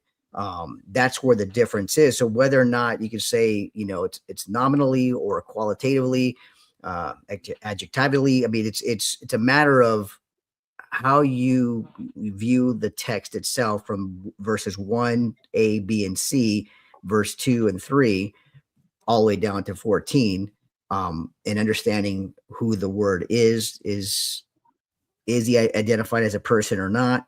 Is he somebody who was with God in the beginning and in the sense is God? And in what sense is he God? I think that's the debate. And if in verses 2 and 3, does that consistently talk about him existing with God from the beginning in the same sense as a person? It's all going to depend on your position as a Unitarian or a Trinitarian. That's what it boils down to. Okay. I'm getting that. One thing that struck me with in your discussion with Rivers was when you said, and I do not want to be one of those Unitarians who quote Trinitarian scholarship that would have translated God as divine or deity, right? I accept divine because divine could be an adjective, but to me, deity is a bit of a stretch. And the Unitarian quoting the Trinitarian scholarship would use the word divine in a predicative sense, right? As only referring to the characteristics. Now, probably I am imposing a modern day framework of the understanding of divine, but divine to me doesn't necessarily indicate as the substance of something. It indicates the characteristic. It's not the essence itself. It's so when I see the word, and probably this is me misunderstanding how Trinitarian scholars are using the word divine. When I see the word divine, I'm just seeing it like beautiful or fabulous. I'm seeing it not referring to the substance of a person or being used as a noun. I'm still seeing the word divine being used as an adjective. Deity is slightly different because deity could only be a noun, but more so divine. So in that case, then, when Trinitarian scholarship, speaking about John 1:1c, is using the word divine, are they using divine in a nominal sense or in an adjectival sense? So, and when the like Rivers was talking about, when Wallace and all that puts a footnote about divine, they are speaking as the word was God, or God was the word, as being fully God by essence or nature of who or what God is. That's how they understood the word divine when they put it in there, not in the predicative sense of, but more of identity within the nature and substance of God. And it goes into the other verses of verses 2 and 3. And of course, the word became flesh and he tabernacled among us. So it's again, what Rivers was talking about definitely is if a Unitarian chooses to use that translation of divine, they should not ignore how the scholar who put it there in the footnote to be used differently than what their intention was. So if they were speaking from an identity, a more formative identity of who Jesus is as God in nature or in essence as divine, it's not in a lesser sense from the scholar who put the footnote there. He was emphasizing a different understanding of divine, whereas a Unitarian might take it and use that in a different sense, like you're saying, predicative, in other ways. And so that's why Rivers and I were saying, and he was saying it shouldn't, if you're going to use a Trinitarian interpretation, be consistent with what their understanding of that interpretation is, rather than redefining it that would not have represented their position of using that word divine. Does that make sense? Okay, yes. So could you clarify for me, when Wallace is using the word divine, is he using it as a noun or as an adjective? Well, I'd have to double check if off the top of my head, if I remember. I don't want to misrepresent Wallace. I have to look. I'd have to double check, but it's not in the sense of not as a noun as being as being the same as the Father. That's why the article isn't present in the sense of saying, "Can I be careful?" Because when it says in the earlier reading of Ton Theon and B, the God, and then it removes the definite article. It's used not as a noun of identifying with the Father, but as a noun of being who God is, in the sense of saying, hey, he's not the Father, but he is the same essence or substance of the Father as God is in that respect. So it's not in the sense of being a noun of representing the Father or being the Father, but removing the article makes him as God, as what God is, in the sense of his substance and nature as that noun. Dr. Garza. Yeah. Okay. I have the Wallace grammar here. Okay. Can I just read the pertinent part? Yeah, go ahead. Definitely. Okay. So he discusses John 1:1c for a couple of pages in the book, but I'll just read kind of the conclusion that he makes.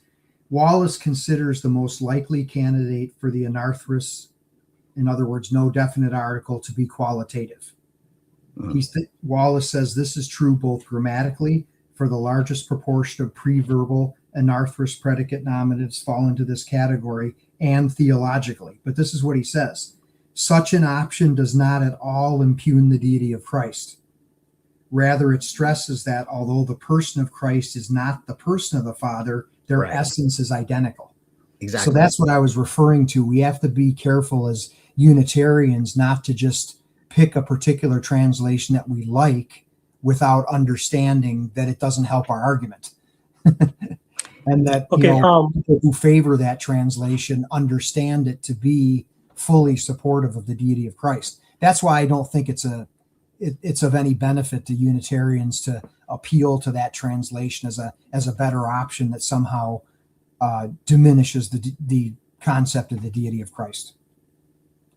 Okay, Mr. Rivers, could I say what just confused me with what you just read?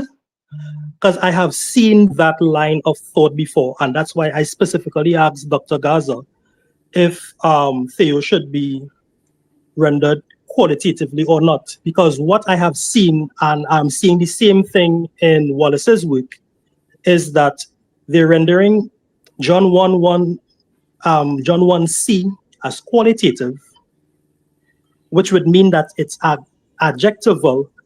But although they are nominally or formally rendering it as qualitative, in actuality, they are giving it a substantive or a nominal grammatical interpretation.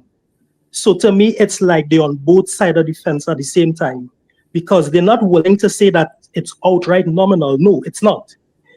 And even Wallace does that. He's saying that it's qualitative, but yet still, in his actual interpretation, he's using substantive or nominal nouns in the actual interpretation. And to me, I think Wallace should be more consistent.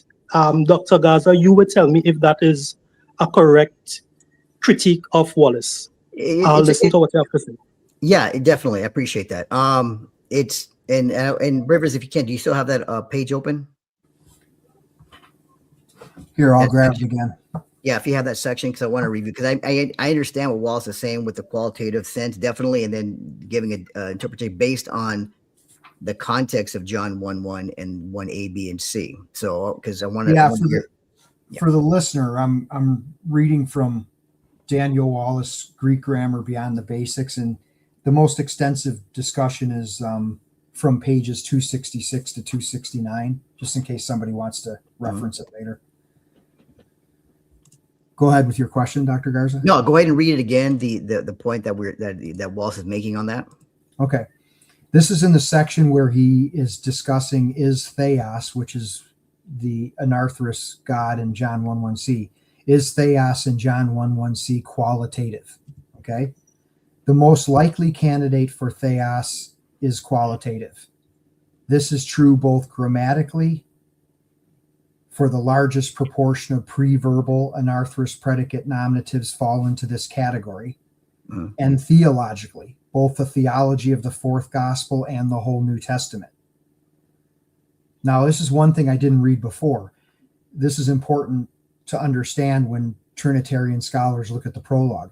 There's a balance between the words deity, which was already present in the beginning. So that's, he says that's NRK, John 1:1, and his humanity, which is added later in John 1:14. The grammatical structure of these two statements mirrors each other. Both emphasize the nature of the word rather than his identity, but theos was his nature from eternity, while flesh was added at the incarnation. So the important thing to realize there is that this is obviously a Trinitarian scholar. So he's being very careful to explain that the qualitative reading or translation of John 1:1c doesn't do anything to diminish the deity of Christ in this context.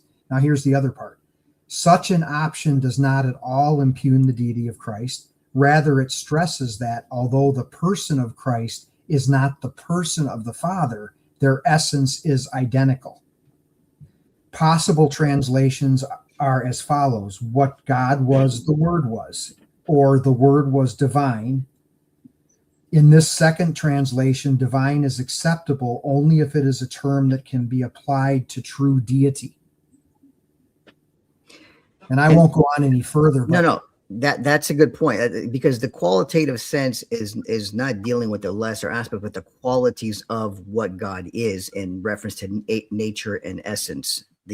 And that's what the scholars are debating, are using qualitative in the quality sense of possessing what God is by nature, essence, or substance of what God is, not in the sense of a lesser or like being in that respect. And that's why in that passage, in that context, like the Trinitarian scholars are using that qualitative sense as possessing the qualities of what the nature and essence of God.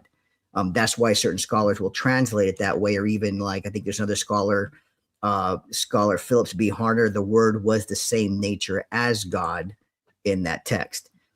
So that's why they're utilizing the qualitative format and saying possessing the same qualities and essence as God is by nature is how they're interpreting it, because of the context.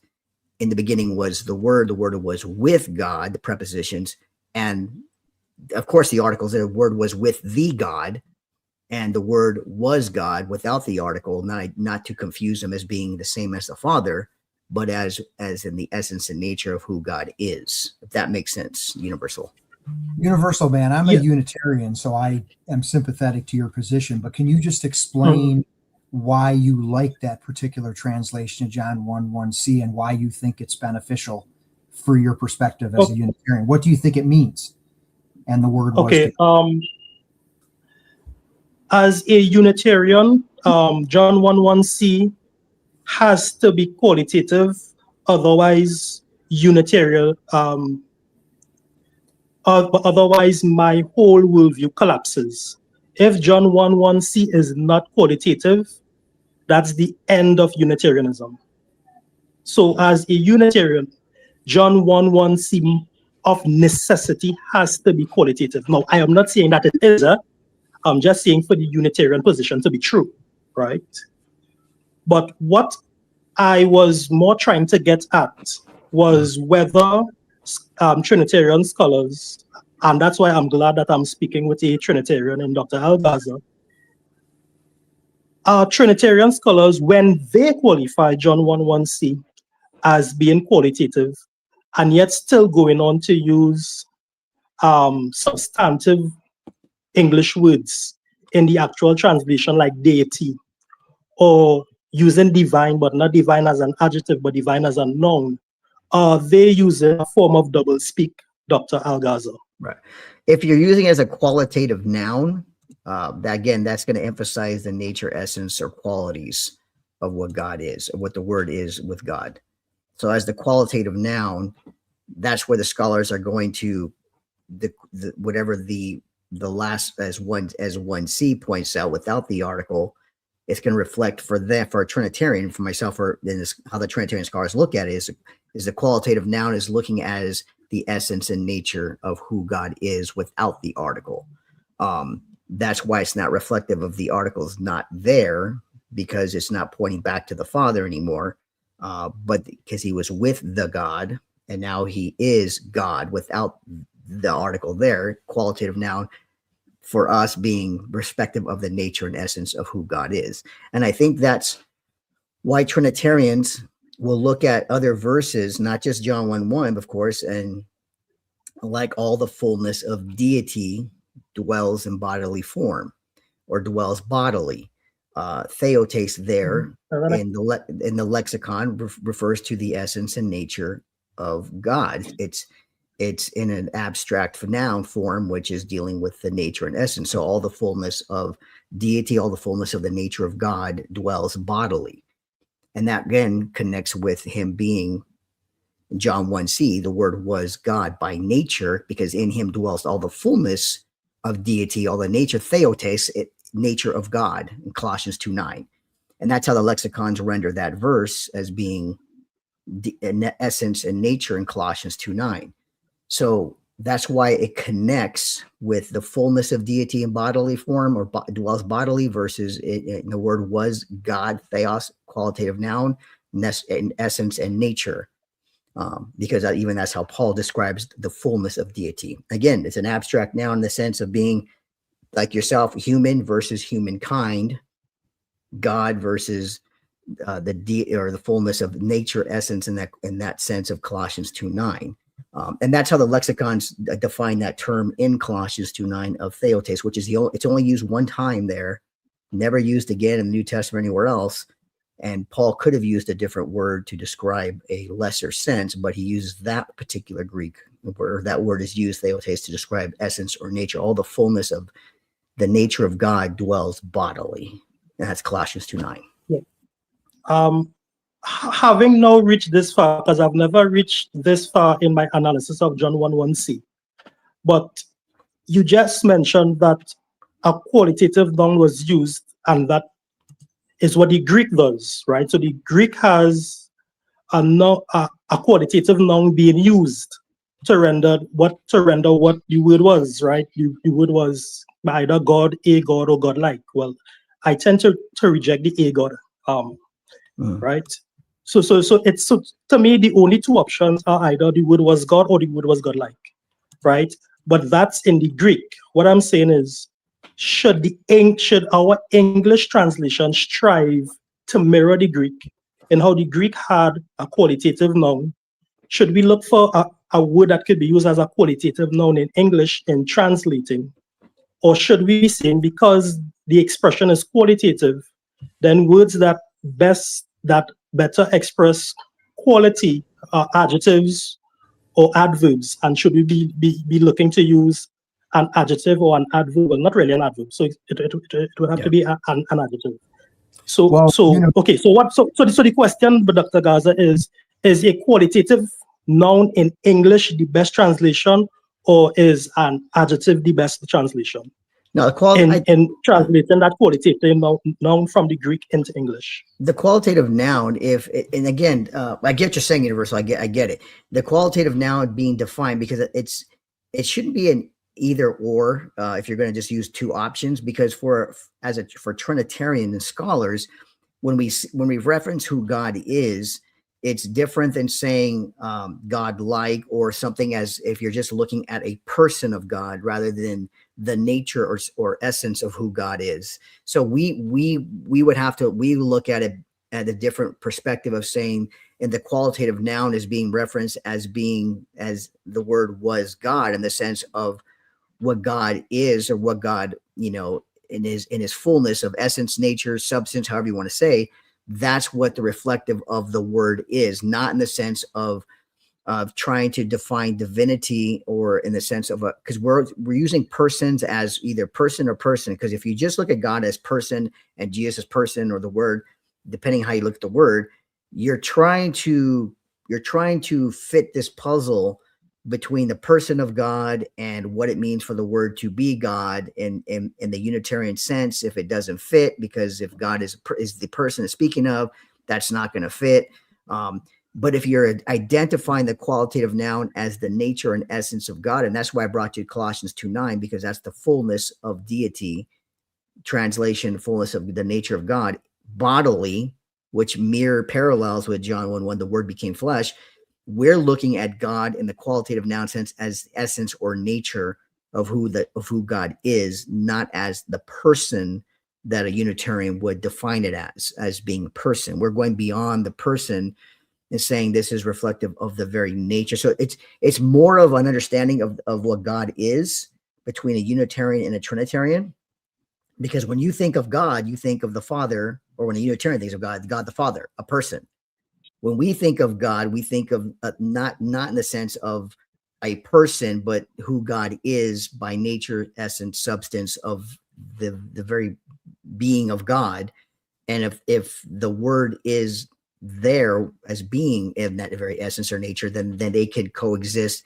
And John 1:1b word was with the God makes more sense to a Trinitarian. He was with the God, but he's also God, not the God, but God in the sense of the predicate noun, essence, nature, substance. And that's why I brought you to Colossians 2:9, because Colossians 2:9 is, in a sense, paralleling for me, Paul, and all the fullness of deity, essence of God, bodily, is how, and that would reflect for us 1c perfectly. Not because, again, the view of theos is going to be different between a Unitarian and Trinitarian. That's just the way it is. I think, Rivers, you would agree, right? Yeah, if I could add something, I wouldn't despair universal man, because there's more than one way for Unitarians to interpret John 1:1c. I think the translation and the word was God, with God referring to the same person that is distinguished in John 1:1b, where it says, and the word was with the God. I don't have any problem explaining that as a Unitarian. So I don't think it's necessary to use words like deity or divine to retranslate John 1:1c. It's just a matter of how we explain it. And I think because God, the singular God, theos or theon, is used everywhere else in the fourth gospel and most of the rest of the New Testament, 99.9% of the time, to refer to the person that we both agree is the Father, and also Dr. Garza would agree. I don't see any need to change theos in John 1:1c. I think we just need to be able to explain how we would interpret that in a manner that's consistent with a Unitarian Christology. So don't despair. We don't need to change the translation to explain it. And like I said, universal is just an understanding of the word theos, God, in the sense of how you view God as when you hear the word God versus how we understand God when we hear it. And we relate it differently in the sense of God's nature and essence that is shared by the Trinitarian, the persons who we believe make the Trinity. That's the difference. So whether it's qualitative noun in the qualitative sense of possessing the qualities of God in the sense of nature and essence, or how Rivers was saying how Unitarian would have to re-look at that verse differently, but have the same grammatical understanding, but interpretative, have a different view. If that helps, if that makes sense. Yeah, that makes sense. However, when you went to Colossians to show that God's quality stems from his nature, I don't want to say that you're interpreting, but just something that is underpinning my whole understanding of the nature of God is that this might sound strange, but I'm not in the realm of a classic Unitarian, and I'll explain right now. Just allow me just 30 seconds. I wouldn't take more than that. When Trinitarians say that God's qualities are in his essence, I believe that they're using an umbrella term. For example, God's qualities are not in his essence per se. For example, I am a human being, right? I have an essence. I don't love or hate based on my essence as a human being, right? I don't love and hate based on the atoms that make me up, right? Similarly, I don't believe that God loves and hates based on his nature. And as a matter of fact, I believe that God is infinite. So I believe that love is also a self-imposed quality of Yahweh. But Yahweh, the essential quality of Yahweh is that he can become whatsoever he pleases. So I have a slightly different ontology to other Unitarians. So that's why when you quoted, I say all of that to say that when you quoted Colossians to show that God's qualities stem from his nature, I don't necessarily accept that God's qualities stem from his nature. Okay. So that's why I didn't accept what your conclusions from that premise. Yeah. I would bring this up here if you could see the BDAG lexicon theotes from Colossians 2:9. The state of being God, divine character, nature, deity, divinity, used as an abstract noun for theos, how it's used, the fullness of deity. This is how BDAG understands theotes, the only time it's ever used here, as the state of being God, divine character, nature, deity, divinity, divinity, used as an abstract noun, abstract in the sense of being God, and deity being the state of being God, and the fullness of deity. That's why I brought up BDAG. So it's not my interpretation per se. It's mainly what the lexicon identifies it, and it brings up the sources, how it's used outside in different areas. I wrote a paper on this. You can find it on academia. I break down all the different early uses of it in non-biblical sources and all that. But this is why I brought it up originally, because it defines it as the state of being God by divine character, nature, deity, and divinity. So it's not, I don't want to make it my interpretation, but this is how it's understood by BDAG, which is a scholarly source used by pretty much everyone, including Unitarians, to identify the fullness of deity bodily. Okay, so as the abstract noun concept, that's why I brought you back to John 1c, that the word was God in the sense of the qualitative noun of essence or nature, because that's what's, according to Paul, is in bodily form. Deity, state of being God, that's how BDAG defines it. Theotes, and it's only used there, nowhere else in the entire New Testament. And that's how Paul identified it. So that's why I say, from a Trinitarian, we look at those passages to reflect back to, let's say, John 1:1c, and how even Wallace and all Trinitarians understand theos there in the qualitative noun possessing the same qualities, divine essence and nature, because that's what we find elsewhere in the New Testament, like what Paul just emphasized. If that makes sense. So it's not I don't want to be my interpretation, but that's how the lexicon renders it, the state of being God in essence, divinity, deity, all those things in accordance to what he was bodily. Oh, the hell? Universal Man, can I ask a quick question? Can I ask you a question, Universal Man? Dr. Garza and I were discussing this earlier. Do you think, from your perspective as a Unitarian, do you think that the word in John 1:1 is a person, or no? Yes, it starts with a capital W in most translations. So it has to be understood as a proper noun. If not a person, then it's distinctive. And I believe that the distinction is personhood. I have no reason not to believe. Can you give us a little bit of an indication? I think you alluded to it earlier about where you're coming from as a Unitarian. What is your understanding of John 1:1? Oh, okay.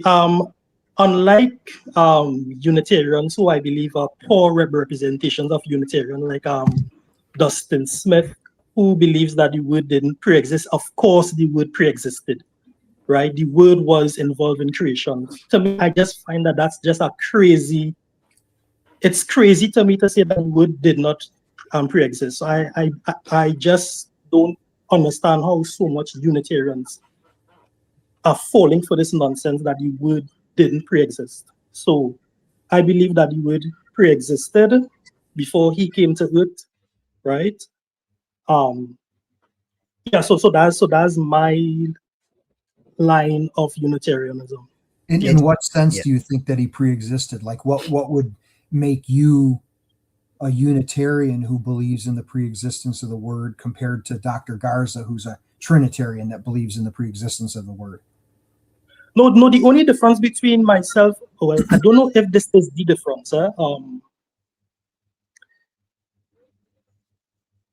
Because both myself and Dr. Garza, we both believe that the word pre-existed and the word was involved in creation.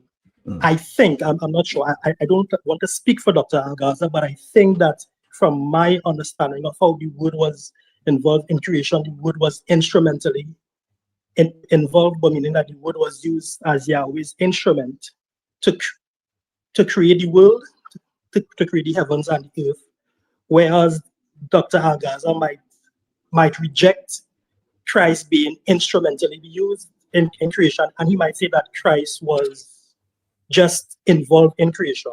Is that a correct assessment of your position, Dr. Garza?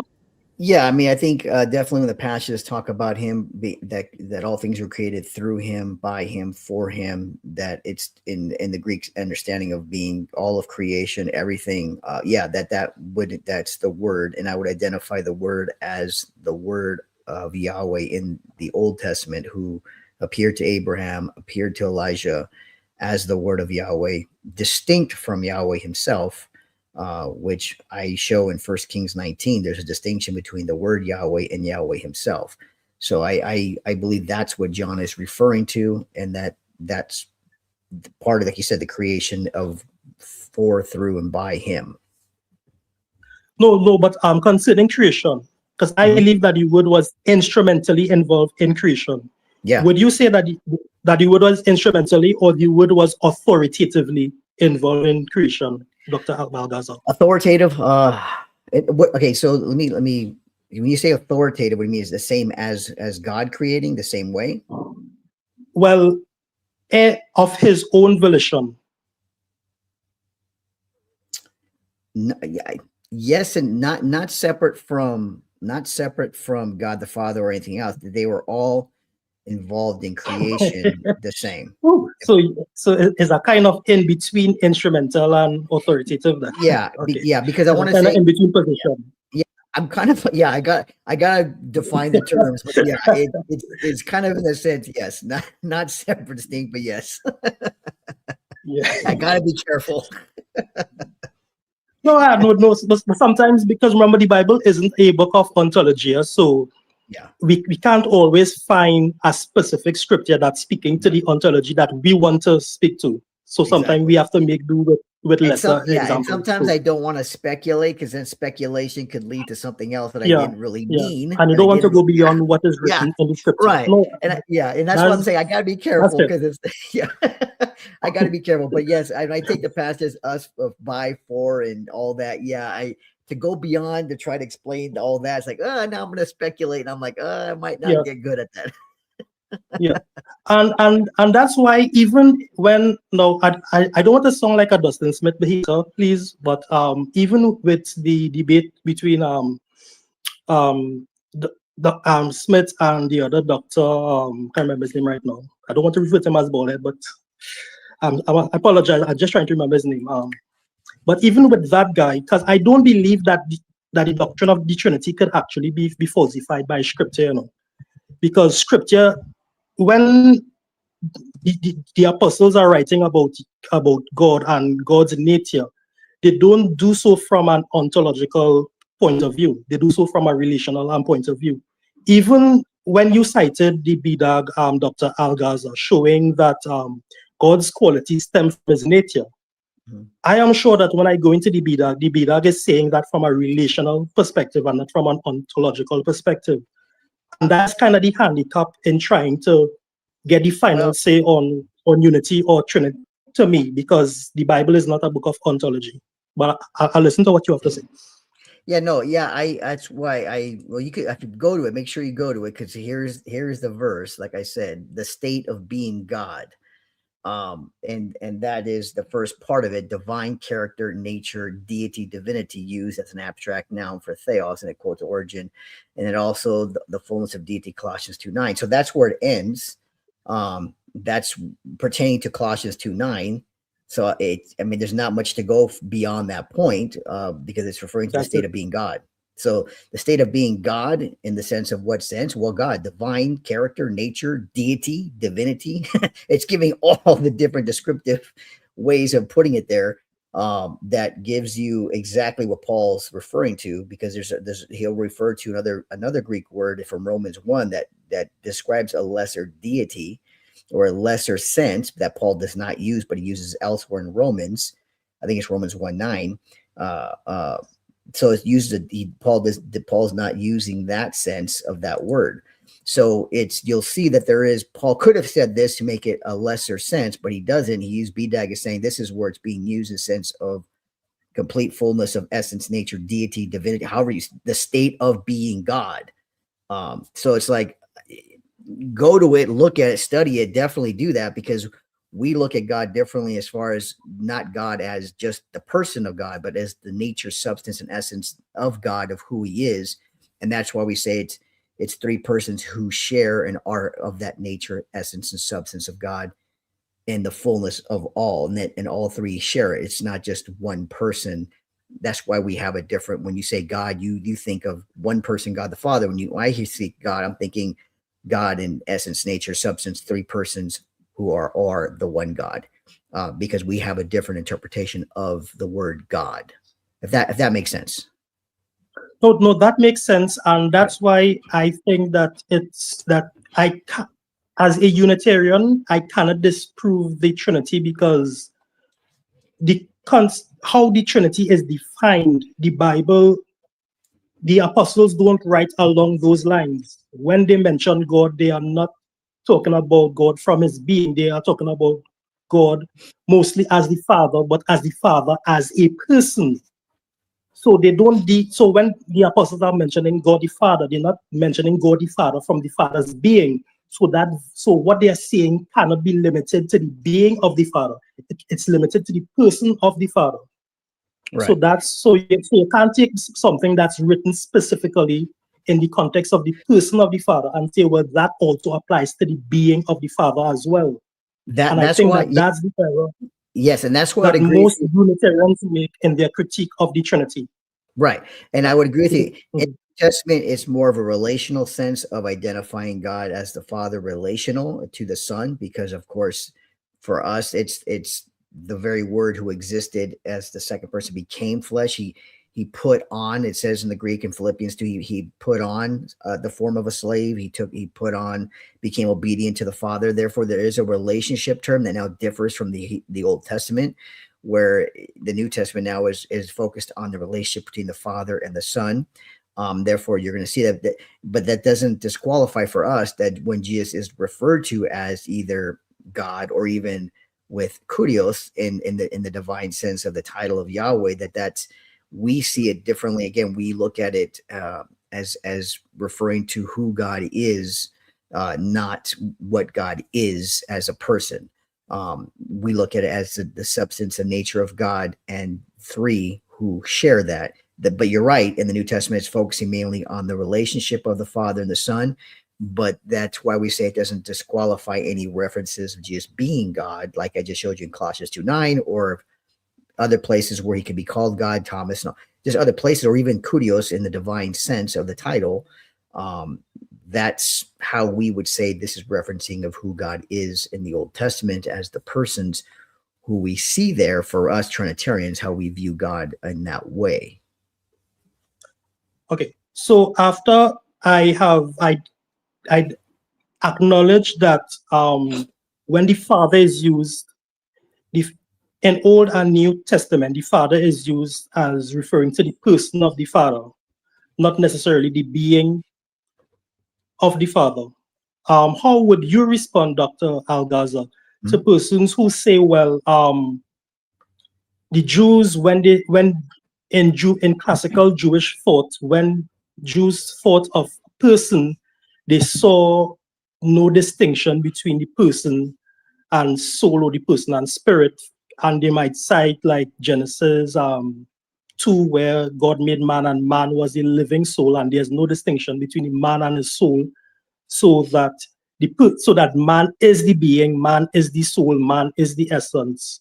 So that when in classical Jewish thought, when they spoke of person, being and essence was also all wrapped up in their conception of personhood. How would you, and if they want to use that now to say, so when the New Testament writers are speaking about the Father, they are simply drawing from that classical Jewish thought. How would you respond to that, Dr. Garza?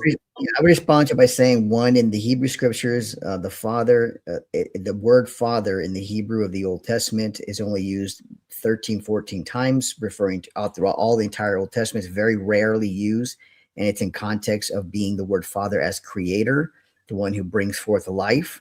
It's not identifying a specific, you would say Father abstract here, but it's a concrete way of saying the creator. Avi in Hebrew can refer to the one who brings forth life. It's only used 13 or 14 times throughout the entire Old Testament. So it's very rare that God is ever called the Father, only in specific instances as creator. But in Jewish thinking, the body, here's the part that most people understand. If you read Jewish commentary or literature on the word body and soul, and even the spirit, they combine the soul and spirit, even though they're different in Hebrew, whether it's the ruach or the nefesh, which are different Hebrew words. Ruach, spirit, nefesh is soul. In the Hebrew Bible, you have the understanding of the soul in relations to the body. In other words, when it talks about do not touch a dead body in the Old Testament, it uses the word nefesh, soul. How do you touch a soul? Because the inner part of your body, all the workings, the machinery, the heart, the lungs, all that considering was part of what keeps you alive as the soul, your body. Yet your spirit is something that's different, separate from your body. That's why when your body dies, your spirit goes back to be with God. The spirit, the ruach, not the nefesh, the spirit. That's why Jesus can say, into thy hands I commit my spirit. That's the ruach, his spirit. The soul and body are, in Jewish thinking in the Old Testament, was related as being this in the sense of the body being the flesh, the outside, the soul being the inner part of who you are, of what works like a machine. Your heart, your lungs, everything is moving. It's brought to life. When your heart stops, when your lungs stop, when all your bodily systems stop, your spirit separates from your body. That who you really are in nature of your spirit goes to be with God. That's why it says the spirit can go back to God. The body goes to the grave. The spirit goes back to God. There is a distinction. Jews in their language combines the word soul, and they'll tell you in their literature, which I have, that they're referencing both the spirit and the soul together when they say the soul of man. They're talking about spirit and soul. But even though they're different Hebrew words, they're not. In the Old Testament, there is a clear distinction between the spirit, the soul, and the basar, the flesh or the body. That's why I can say, do not touch a dead soul, nefesh. It's translated as body, but it's referring to the whole of you, who you are on the inside and the outside. But the spirit is separate. The spirit is something here quick. Yeah. I just wanted to say, Dr. Garza, I really appreciate that you make that point from time to time about how Father is used differently for God in the Old Testament, because I think that really helps us to understand why, number one, it was controversial that Jesus went around referring to God as his own Father. Right. And also why he taught the disciples to pray our Father and things like that.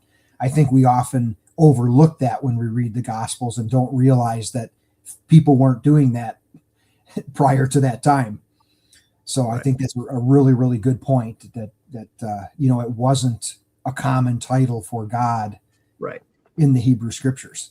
It wasn't. It was mostly descriptive of what he is and what he does. That's why the Messiah in Isaiah 9 is called Aviyah, the Father of eternity. It's reflected of he's not the Father like the person, but the word Father of eternity, Aviyah, is the creator, the one who brought forth eternity. It puts him as a creator, not the Father. Some oneness people make a mistake because it wasn't a descriptive title for God in the Old Testament, unless they're talking about the one who created, who brought forth life in creation in Genesis. And that's why the Messiah is called Aviyad. the Father of eternity. It's creator, one who brought forth. That's why it's descriptive of a divine title in the sense of that way, which is, again, very rare in the Old Testament for the word for Yahweh being called the Father. But in New Testament, it's relation to the one who, the Son who was begotten by, the Holy Spirit, through the power of the Holy Spirit, by God being now the Father of the humanity of Jesus. As Philippians 2:6 points out, he existed in the form of God. He put on the form of a slave. He laid aside all his privileges and became obedient to the Father, even to death. There is a position of being in the form of God, putting on the form of a slave, obedient to the Father, laying aside all his privileges, and then death on the cross. That's the each breakdown of each one. So that's why I'm saying it's consistent with how Trinitarians, for us, how we view the nature of God and the plurality of the persons representing the fullness and nature of God in essence, substance, and deity. If that helps, that makes sense. Dr. Garza, just going back to the Hebrew concept of person and humanity.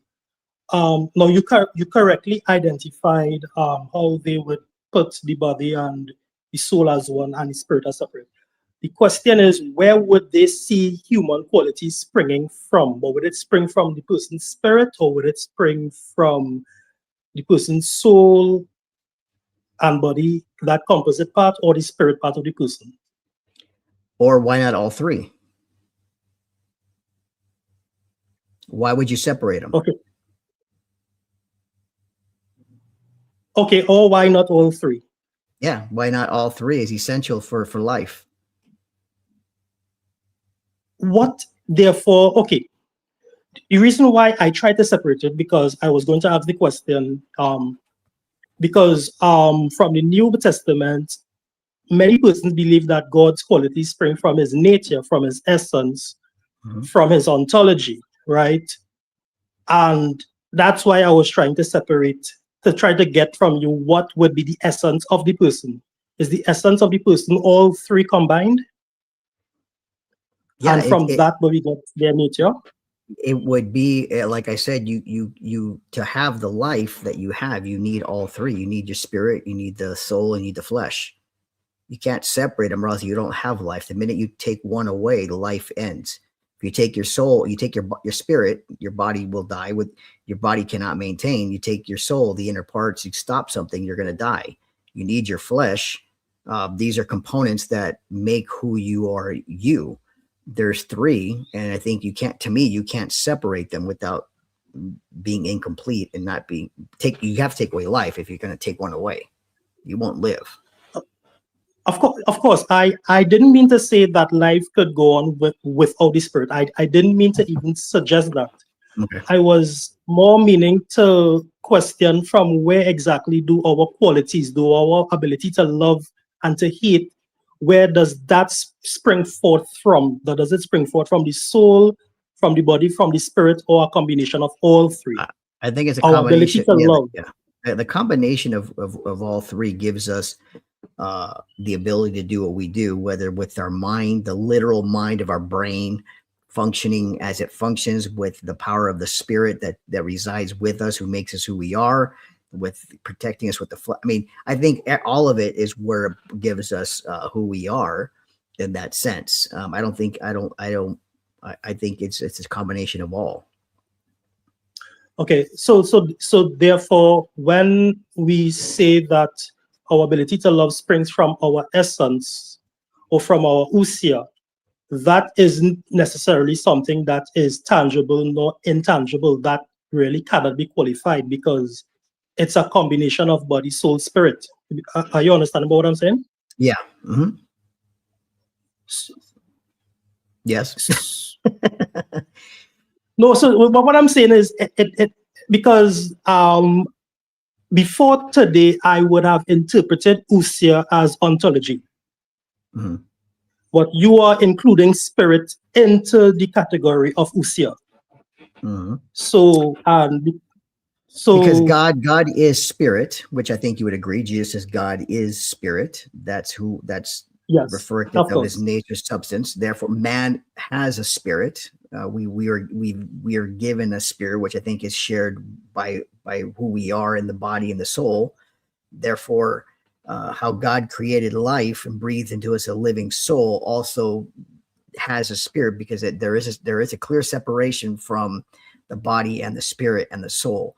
So God is spirit. He's not a soul. He's not a flesh. So obviously he doesn't have that, but we share in that spirit nature of who we are, because we have a spirit. Absent from the body is to be present with the Lord, present tense. That is the spirit that goes to be with God. That's why Paul can say that. Absent from our own body is to be present with the Lord himself. That is referring to our spirit nature that leaves the body and goes back to God. We share in that same spirit nature. I think all the spirit beings do. That's why you have spirits mentioned all over the Hebrew Bible, because they're created from God's spirit nature. They all share that. So I don't think you can separate anything on that. And the here and now is different. Obviously, we have a body, we have a soul with our inner parts, and we have our spirit that all work together to keep us alive until the resurrection, until that day comes where we're giving a glorified spiritual body that'll be renewed just like Jesus was. And I think that's a whole different creation that God created, that Paul talks about, that's reserved for that last day. So finally, in terms of humans, when we say human nature, but would you include the spirit of the humans as part of human nature? It depends. It depends how you're using it and in what context. How you framing it. Okay. Yeah, it depends on the context. Depends on the context. Yeah, it would all depend. For example, if I were to say that our ability to love or to hate is part of comes from our human nature. But would you say that human nature, from where we get the propensity to love or hate, includes our spirit? I think the spirit is included, but I would definitely qualify that by saying, just like you would say, if the spirit and body separate, does the spirit still have the qualities of sin to do right and wrong and commit sin? Even though the body is a result of the sinful death penalty that we face in our sinful flesh, we decaying, we're dying, does that separation still allow the spirit to be in a sinful state as well, because we still are conscious? You see what I'm saying? Okay. Yeah, we're getting it. I don't hold to conscience as you do, but I understand what you're saying. Yeah, that's why I'm saying it's a little bit difficult, because now we're in speculation. Of how we're, and that's why I'm trying. Okay, we have to be careful, because then we can draw other conclusions of saying, well, then what happens after the spirit leaves? Did they still have that tendency? I would say the spirit, the soul, and the body work together as the way it should be, the way it was created, so that we can share love. We know right from wrong, good from evil, love and hate. We know those things. I don't believe we were supposed to have that from the fall. That was something that when the first man, Adam, ate from the fruit, he gained that knowledge that only God was supposed to have. And that knowledge then allowed us to be separate from the tree of life. We can no longer live forever and be like God in that sense and have eternity with knowing the right from wrong. But we were left to die in that state without the tree of life, knowing we have the ability to do good or evil, that we have that godly, that God knowledge of doing that. And I think that's what will separate us and after we die, and also at the resurrection when all things are made new. So yes, I think they work jointly, uniformly together right now, and that we have that because of our spirit and our body and our mind. But the knowledge that was gained perverted what was intended from beginning of creation, and therefore we have that perversion today until we are made perfect. Dr. Garza, I have like 7% on my phone, so I'm going to leave you. But I just have one last question. I'm just trying to figure out how liberal your views are. Do you believe that, you're a Trinitarian, so do you believe that God has any, or that God could place any self-imposed limitations on himself? For example, is he always love? Oh, okay. I don't think he could impose any limitations on him. God is love, is described as being love.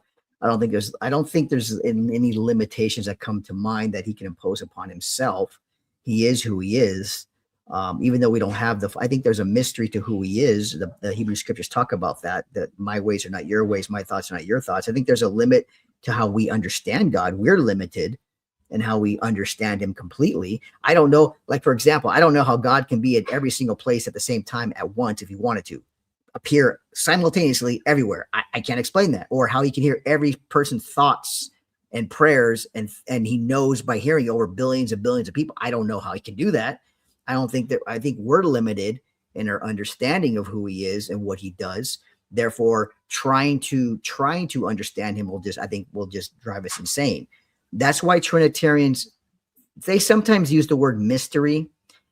I don't like that word mystery. I think there's that God is. I think that God revealed himself clearly in the Old Testament as the persons who appeared. I think there's a mystery of understanding of how he can be who he is, as I said, appearing all over the place or hearing everybody's thoughts and prayers and all that. I think that's a mystery because we can't fully understand it. But if I asked you, can God appear in 5 different places at the same time if he wanted to, you would say yes, right? Yeah, of course. Yes, of course. Right. Yeah. Okay. That wouldn't make him 5 gods. That would not make him 5 separate gods, persons. That wouldn't make him that. Yeah, that'd be classic modalist. Right. But you can't, but I don't become a modalist. Huh?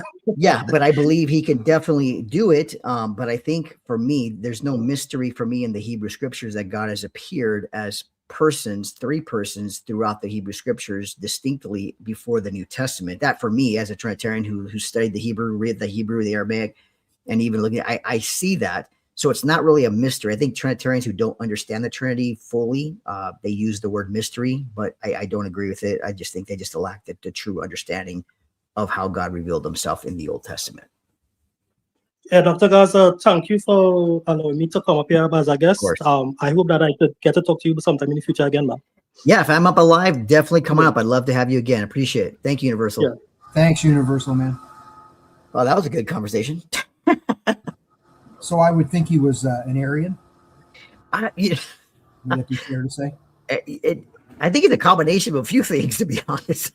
Don't know. I mean, he has some of your views in agreement on how things were, understood. But I think he's still searching. It looks like. It sounds like to me he might be still searching.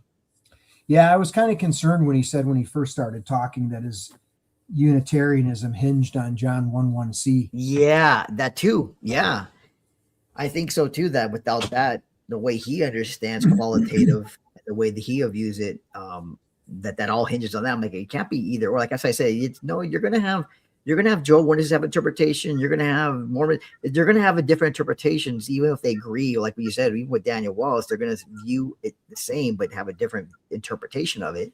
Like you said, you're gonna have one as a Unitarian. It's just even while you're consistent with what it says.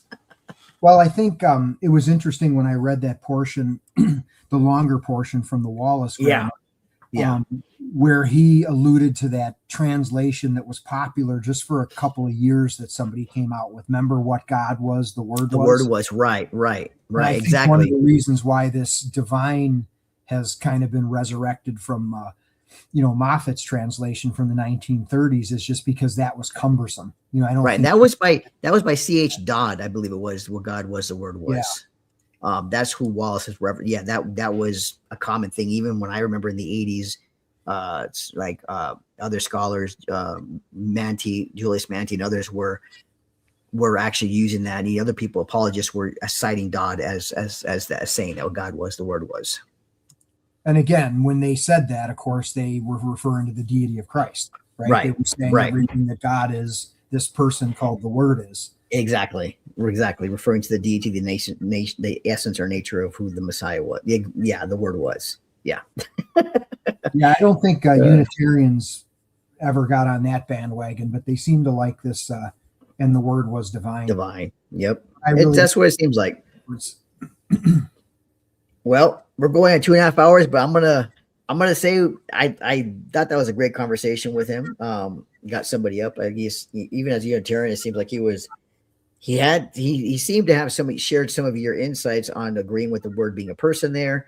Didn't care for Dustin Smith or other Unitarians that are not in line with how the scriptures read, like you were saying. So he was someone I think more, more on your side of how he views it, but not with the more modern Unitarian views that he says that he criticizes being not truly understanding, which I thought was pretty interesting. Yeah, well, I think it's quite a bit easier to be a Unitarian if you concede pre-existence, because that eliminates a lot of the struggles that Unitarians have with explaining passages in the fourth gospel or something like Philippians 2. So I can understand why, people take an Arian type position or, concede to some kind of pre-existence because of the difficulty of doing that. Right. Even this idea that some Unitarians have what they call notional pre-existence, right? Right. Yeah. Yeah, They definitely. concede pre-existence, but then they try to basically redefine it. Right. And And I think that's just a concession they make because they struggle to explain, primarily the passages that are used in the fourth gospel for pre-existence. And so they think that they have to concede it in some way. Yeah, I would definitely agree with that. It's just, and I think if you're more consistent as a Unitarian like yourself and even this gentleman Universal, I think it's easier to have a dialogue and discuss what the text is trying to say or is saying versus doing what he was saying at Unitarians, just taking things like from Trinitarians and just redefining terms, going off on areas that really nobody agrees with, in the sense of only a selective few that chose to do that. I think it would be more productive conversations and get to more places if we would be consistent in how we view things, and even accepting, okay, that's what the text says, let's go with that, and let's see how that fits within a certain view that we have, right? I mean, that's yeah. And I think that the modern translations that we have are extremely accurate. Obviously there's interpretation involved with translation, and we would expect a committee of mostly Trinitarian scholars, we would expect them to take liberties at times because, that's how they interpret, right, what they're reading. But I think in terms of basic translation, what we have is pretty accurate. And I know I try really, really hard not to manipulate the popular translations or the reputable ones like NASB, NIV, KJV, Net Bible. I try not to manipulate the translating too much because really, the people that are translating know what they're doing, and they're familiar with the interlinears and the lexicons and the concordances and everything else. So I think it's, again, to establish common ground with someone like you who has a different interpretation or a different concept in Christology. I think it's better that we at least can agree on what the verses say. Right, exactly. And I think that's what I was saying. Out on the limb and tries to, change the translation. It's just creating another issue of interpretation that breaks down communication. That's my opinion. Yeah, and I think to your point, there is definitely even when scholars take certain liberties as far as how they say it, it's usually liberties in the sense of how they view what the lexicons, like you said, lexicons, or what the text is saying contextually, grammatically, how it should read. So there's some liberty on how they might look at it and see. But I think most of the time, like the Net Bible is huge on their footnotes and their references and their sources. And I think that does make a big difference as far as, not simply just imposing their view, but at least giving some historical grounds, and whether it's linguistic or context or however it is, at least to support what they're trying to translate within the scriptures as a Trinitarian committee. Yeah, one thing I wish Unitarians would do too is, I was reading a thread somewhere on YouTube, or maybe it was Facebook the other day, and I saw Unitarians chiming in. I think it was a video on John 1:1, talking about the Logos. And I was reading the comments, and half of them were Trinitarian, half of them were Unitarian. And the Unitarians were chiming in with, well, Logos means a thought, or Logos means logic. And some other guy said, well, Logos means this or that. And then, the first thing I think to myself is, if you just do a general survey in English of how logos is translated, there's a reason that it's never translated that way. Right. And, I mean, that's basic. Yeah. Okay. If you're going to claim that in the beginning was the logic, at least do a search on logic, and you'll find that it's not in any translation, the English word, even for any word in Greek or Hebrew. So it's disappointing when, you know, those are simple things that you can kind of fact check, or at least that you can use to, you know, kind of ask yourself, is it even reasonable for me to think that in the beginning was a thought, or in the beginning was a plan, or in the beginning was the logic? Right.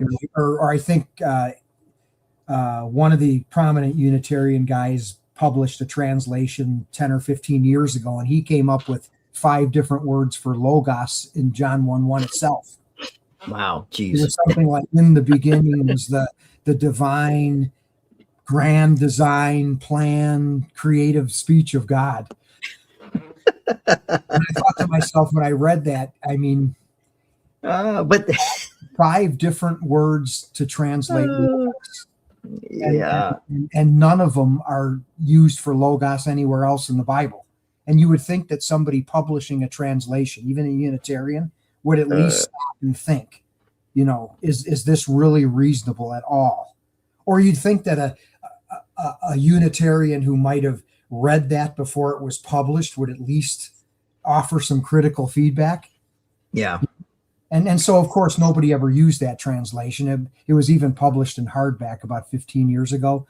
I purchased a copy of it just because at the time it was a novel thing, but nobody ever used it or referenced it, because you open it up and that's the first verse you're going to read. Right. Exactly. Yeah. In the Exactly. Unitarian translation. And it was just a nightmare. Wow. Here's my new meme I'm going to be using. So in the future, just so you know, I'm going to start using this new video meme. Tell me what you think, Rivers. You lost. Tap out. Black belt theology wins. I tap. I submit. So let me tell you. So you know who our? I think the first time we use it, you know who our mutual buddy is with the backwards baseball cap. Yeah. We need to have AI put his face in the guy on the ground. I know. That's a good idea. And without the hat. Daddy, there you go.